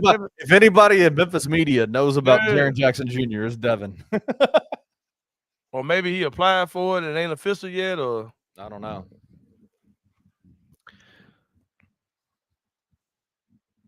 Come on, Grizz. Down by 8 points. Looking sorry. Boston got fake Biberovich, number 28. Yeah, they got to call that. you see number 28 for Boston? Man, like a fake Tarek Biberovich. Can't believe. Are you surprised he didn't come over? Can't say I care, but yeah, I kind of been in the same boat. Like, okay, cool. I've said a long time ago, bro. I don't think dude is like a league player like that, and he probably like, I don't think I'm a league player like that. Let me stay over here and get this money and be the man, as opposed to being Marco Gaduric for the Grizzlies next year. Edey carries his weight well at his size. Totally agree. He's got a lot of mass around his legs, man, that kind of protect those joints. Yeah. Ivory, you didn't know that about the Jaren number change thing, bro? Now, Ivory, who was it said that? Kendarius. Yeah, you ain't know about it? Yeah, they said it the number 8. That if you got the letter J, you get 3 J's makes the number 8, basically. And then it's an infinity symbol. 8 is an infinity symbol standing sideways. Some weirdo shit Jaren has on. Yeah. God, Boston's just smoking from the 3-point line. On the ass. GG made both of them free throws? Yeah. What are your thoughts on Cam? You like what he what are we thinking God, Zion, stop turning the ball over. Yeah, I like Cam. I just don't understand. I just don't see how he gets time. We thinking Luke at all? Luke roll? That's who Ty Jerome is. That's true. But better. I'm not doing any more of these, man. The last time I did one of these, the Tigers lost in the first round to Colorado State, man. So did. No more watch with us, man. Me and Francis were all pumped up in that first half. Yeah, y'all were looking sick in the second half. Yeah, man. We're down 8, man. I gotta do it right here, man. I gotta do it right here. It's got to be right now. And then we just stopped talking. Well, no, for real. I gotta do it right now, man.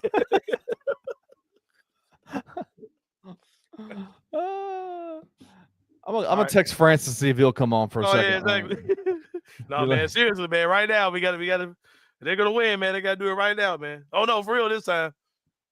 Francis is over, bro. It's over.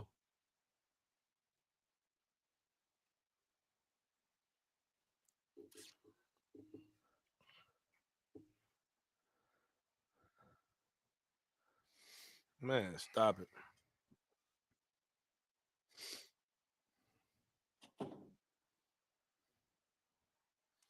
Yeah, Ivory says got a pulling. Pull out game. His pulling game is not good. Yeah, man. Still waiting to hear from Penny, man, who he's got. Somebody at 35. How do you feel about Tigers on Tour 25 concludes at the Corkies in Nashville? How do you feel about that? Right, maybe the Tigers are moving to Nashville. Oh, the Tigers moving to Nashville. You think Darius Garland will show up? Yeah, Darius Garland. Trying to get Penny to come to Vanderbilt.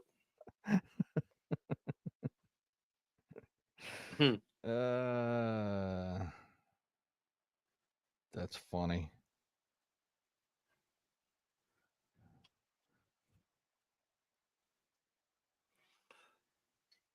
You say we down 10?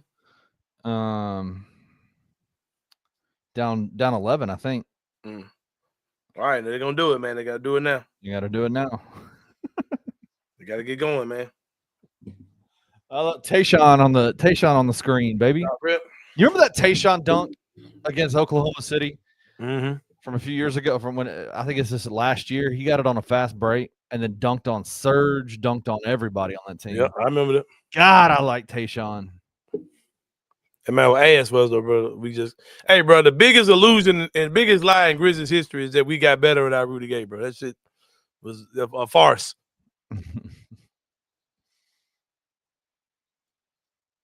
Oh, good move, GG. Wait till you see this move. Holy crap. That is a move, man. That's that I'm 6'9" and I can dribble. Watch this shit. I'm digging that little retro hoodie that Tayshaun got on with just a little paw like that. Let me find out, Chris. Yeah, let me find out what y'all got going on. Hey, you saw the warm up. I mean, at the warm up, the coach's shirt. Oh, that's a pro move right there. How good is that move? Gregorio. Good game, Jackson. I agree, King Meeks. Been looking for that dude since he left. But now, I don't know if you noticed that warm up, but it's got the Grizzly bear on there, right? But the ball looks like it's gray on the inside, and the paw is blue, but it looks like it's all blue and gray. I hadn't seen it. There might be a nod to that them leaked pictures of that white, blue, and gray uniform they got out. Would you trade Cole Anthony for Robert Williams in Portland? Yeah. When I was talking to Harrington, and I was listening to him on the radio too, it seems like the only path to get the money you need to get this summer is for his contract to disappear. Though I don't think you can do I don't think that Conchar buyout, Vince Williams buyout, Jay Huff getting traded for nothing, or all those guys getting traded for nothing. I don't think that gets you to the number you need to sign Jaren. And How much money do they need to sign Jaren? I'm not even sure the exact number. Oh, Jordan. But you Wall. just, having Coward on a rookie deal, guaranteed contract, that mucked up everything.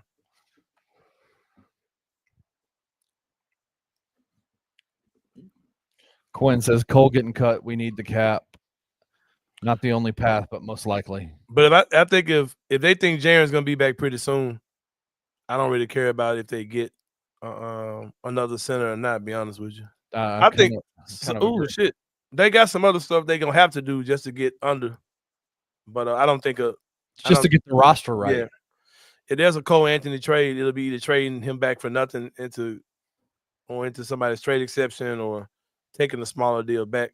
I was looking at Walker Kessler because that would be dope if you could do Cole Anthony for Walker Kessler. I think it's like an $8 million trade-off where Utah be eating $8 million. There's a small group of Grizzlies fans that are saying slow-mo would help. What do you think about slow-mo? Man, fuck Kyle Anderson, man. That's what I think too, man. Like, garbage, man. Man, I've been garbage for 5 years, bro.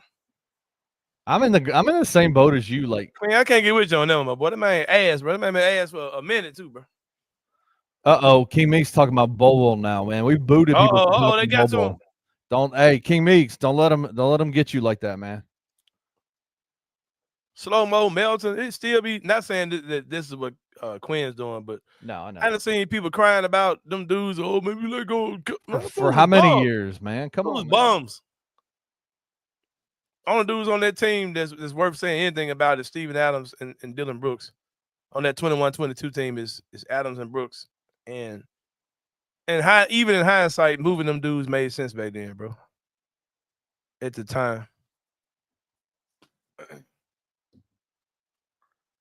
But Kyle Anderson is extreme ass. Like, if I get him, do I want him taking Gigi's minutes? Yeah, whose minutes do you want him to take, right? Santi's? No, never. Man, a bum. And I've heard stories that there just were some chemistry issues here. I don't know if Jenkins leaving would, reset some of that stuff, but I heard that Kyle and Melton leaving, there was some personality conflicts with those dudes as well. He said, Kimi said, I'll trade Cole Anthony for Bobo. My uncle just said it. Then he said, this is the same uncle that got a side chick sister pregnant. All right. Same uncle that picked up the girl at Walmart on Elvis Presley. Does your uncle have a circulating fan in his room that goes crazy? They shake the shit out of everything. I can already picture what King Meek's uncle looks like and sounds like. I guarantee you that man is loud. Hey man, what Kenny Lofton doing, bro? That man tweak.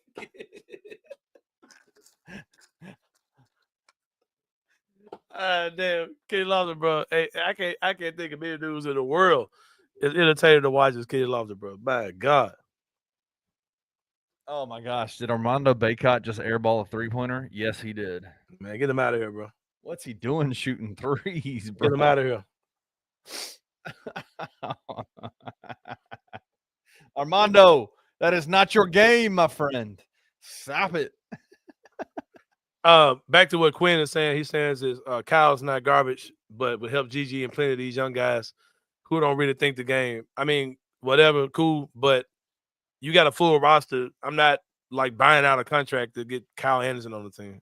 And I definitely don't see Lofton wilding. I definitely don't see how he gets on the court. Hey, shout out Ivory. He never saw that until yesterday. Killed my view of the Tigers court. Exactly, bro. We don't be seeing that type of shit, bro. Bro, we do not be seeing the shit y'all be seeing, bro, at all. Y'all got a hidden eye gene for dicks, for real. Hold on, let me find this court. I'm bringing it up. Put the image up, man.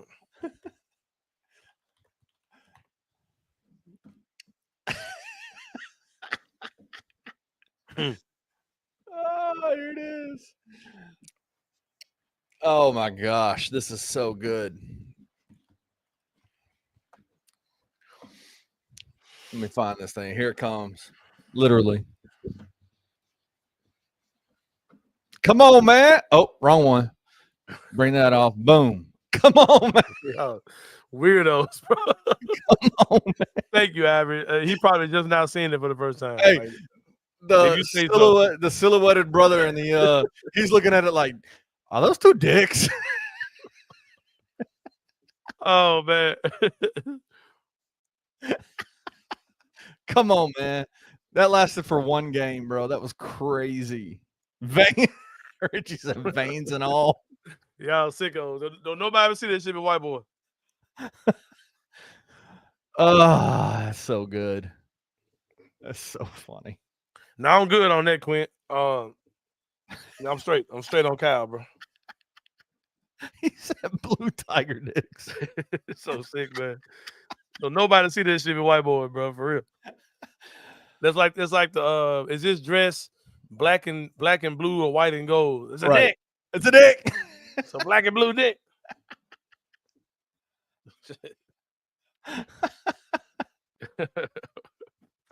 He said all the black people like, nah, bro. I didn't see that shit till y'all said. Blue Chew Court sponsored by Kitty Stubberfield. Y'all nuts. Oh my God, that's so funny, man. Quinn says it's a chemistry issue with Kyle. That's one thing, but contract for slow-mo after we get this money stuff situated. Surprised you disagree with Harrington on this one, saying. Hey, why not? I guess, bro. I don't know. I don't give a damn about no Kyle Anderson, bro. Like, if you want to trade up for contract, cool. But why are we recycling dudes, man? Let me tell you this. It is true. It is very good. They got this new 30 milligram seltzer drink that I tried the other night, Anthony. I've never gotten high off of a seltzer until the other night, and it was awesome. But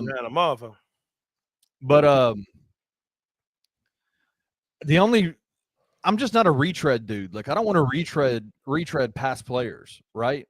Yeah. Like, the only guy I would even look at potentially, and he didn't even play last year I think he was with Milwaukee last year, is Jay Crowder. I was just about to say that I bring Jay Crowder back before I bring Kyle Anderson back, just because I know he's just gonna be he gonna get out there. This is gonna speak to you. I'd rather have Ben Simmons than Kyle. Man, you ain't never lied.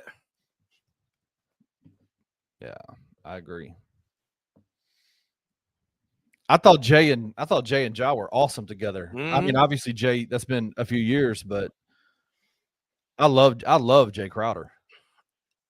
If I'm gonna get a dude who ain't gonna be playing, I don't want one that's who I know was on some fuck shit when he was here. It's a good point.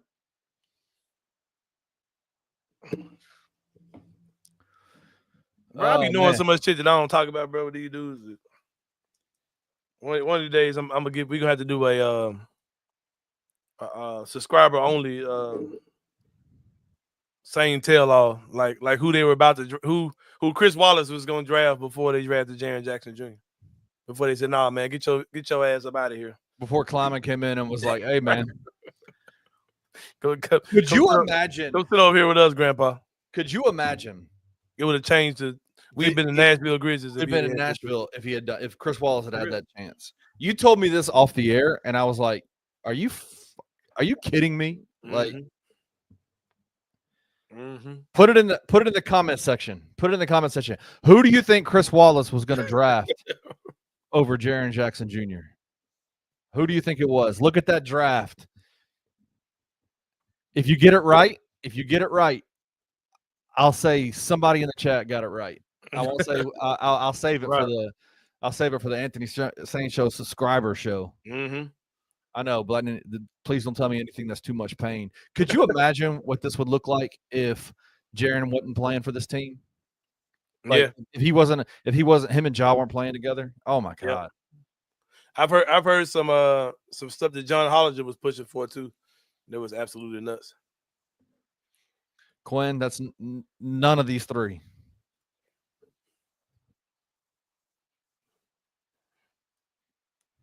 Yep.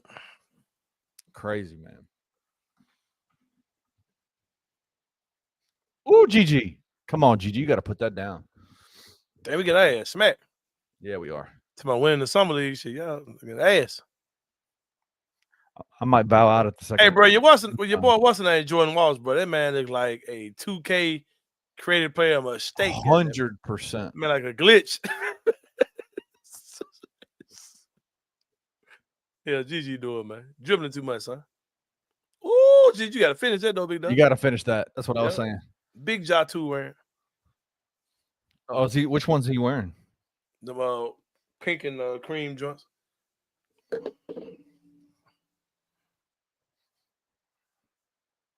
No, Kind of want you. I don't think people understand what I'm saying.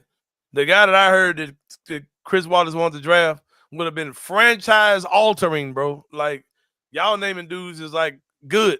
No. Damn. Like Hashim Thabit type style, right? Yeah, Maybe worse than been that. Maybe that worse than that. That level of wasted pick.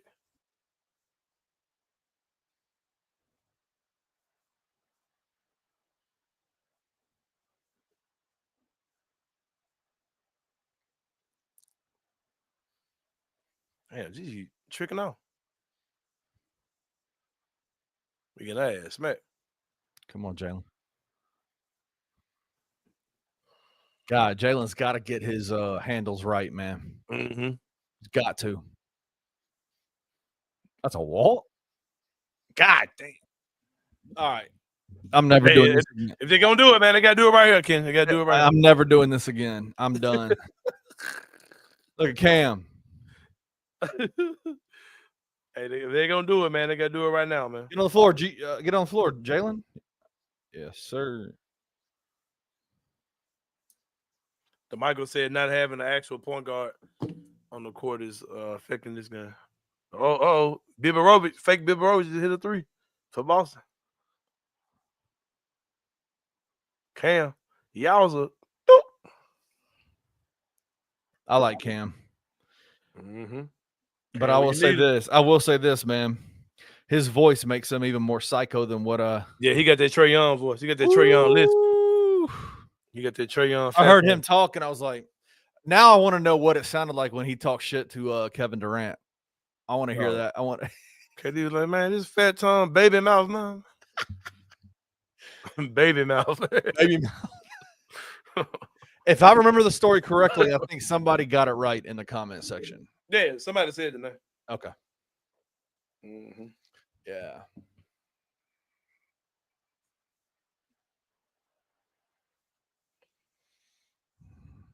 Yep. Goo goo gaga mouth ass. Goo goo gaga. Yeah. Oh man. Man, I gotta go get Gabe, man. Yeah, I'm about to jump out of here. At halftime, I'm gonna We jump. might wrap this joint up at the half on y'all ass, bro. We gotta look at this damn sorry. I got my son here in the other room, and he's going, "Where's my food at?" Exactly. Been fun though, man. Yeah, I like this. Yeah, we'll rock it to the half. Look at Brad Stevens. His garbage ass. Oh shit! They got the Asia Wilson Funko. I wonder do they got the Angel Reese. Man, did you see the new Asia Wilsons that dropped a couple of days ago? Them hoes so clean. All of them clean. Oh my God, those shoes are so nice, man. My daughter's been rocking the Sabrinas out there on the volleyball court. Man, one of the hardest shoes. Those are nice. Are those the new? They look a lot like Kobe's. Are those the new kind of Kobe style shoe for Nike? I know him and Sabrina were close. Like that same kind of. Pretty much it. The Ja 2 is really. Oh God! Oh my God! Wait till you see this. Who was it? Gregorius. Oh man. Oh, God's gift. God's gift. Oh, yeet!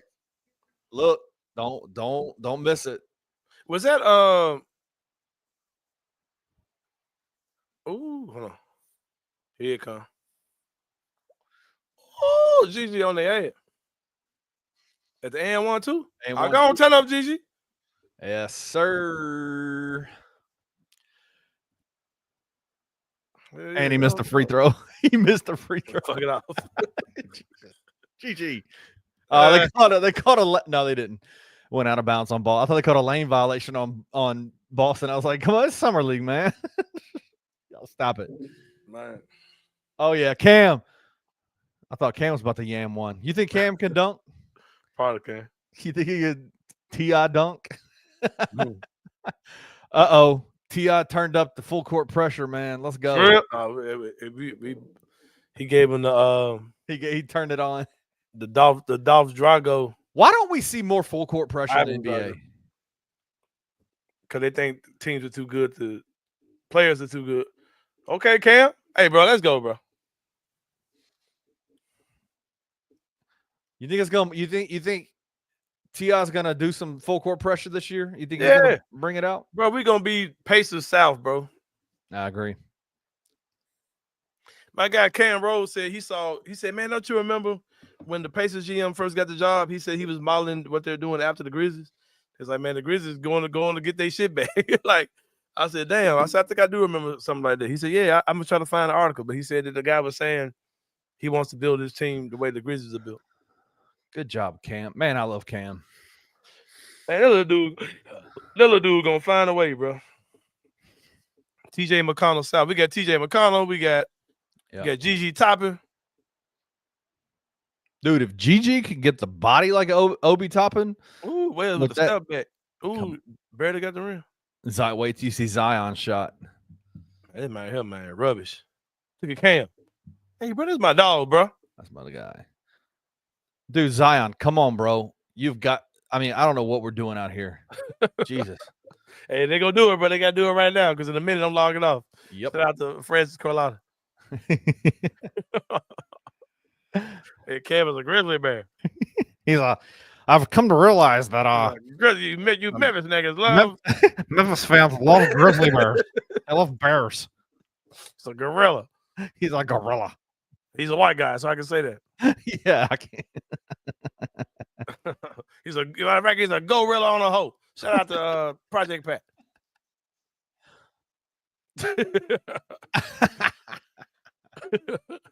I think low key my favorite part of the show is when you start doing an impression of Zach Kleiman. I think it's crazy. He's a gorilla on a hoe. I've come to realize. How long have you been here, bro? Remember shit. So I was on SOUTH Parkway. I was at Hillview the other day, and I was driving past the Hillview. Man, why? Man,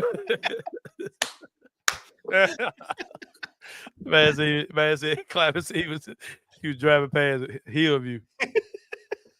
Imagine if that man get over airways and get lost. Like, oh shit, fuck am I at? Oh shit. Oh man, I remember when I used to work over in that area. Shit, I remember too, goddamn. My wife, we had just gotten married, man, and she goes, I just think if we're gonna really do this thing here, we gotta move into Hillview. Shit, she said that for real? Yeah, you lying that, bro. No, I'm not. She'll tell your wife, this is not China.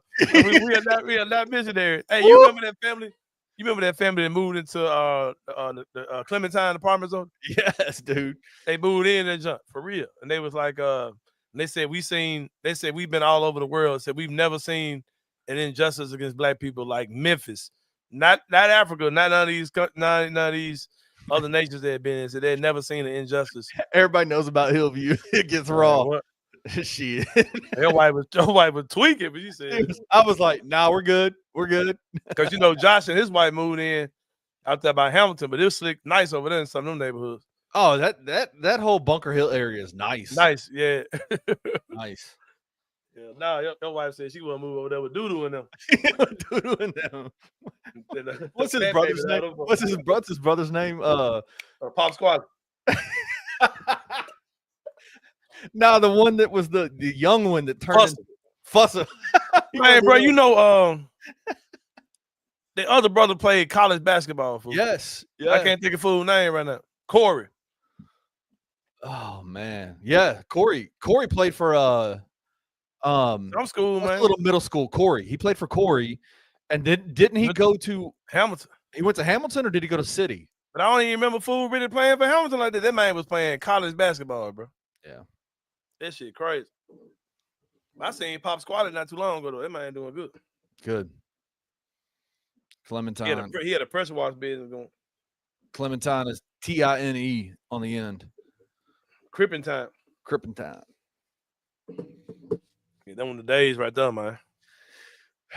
Because we moved in right when or we started working there, or at least I did, right when right after they had brought everybody over from what's the school over there by the graveyard that they shut down and brought everybody to Hamilton.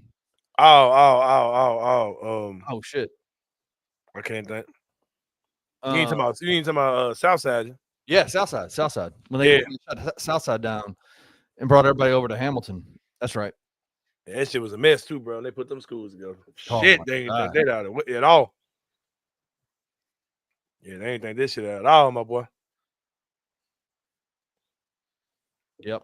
Man, you know, they got that what's the name over there now? That over there where Longview used to be, they got Port of Leaf over there now. Nice Port of Leaf too. Oh yeah?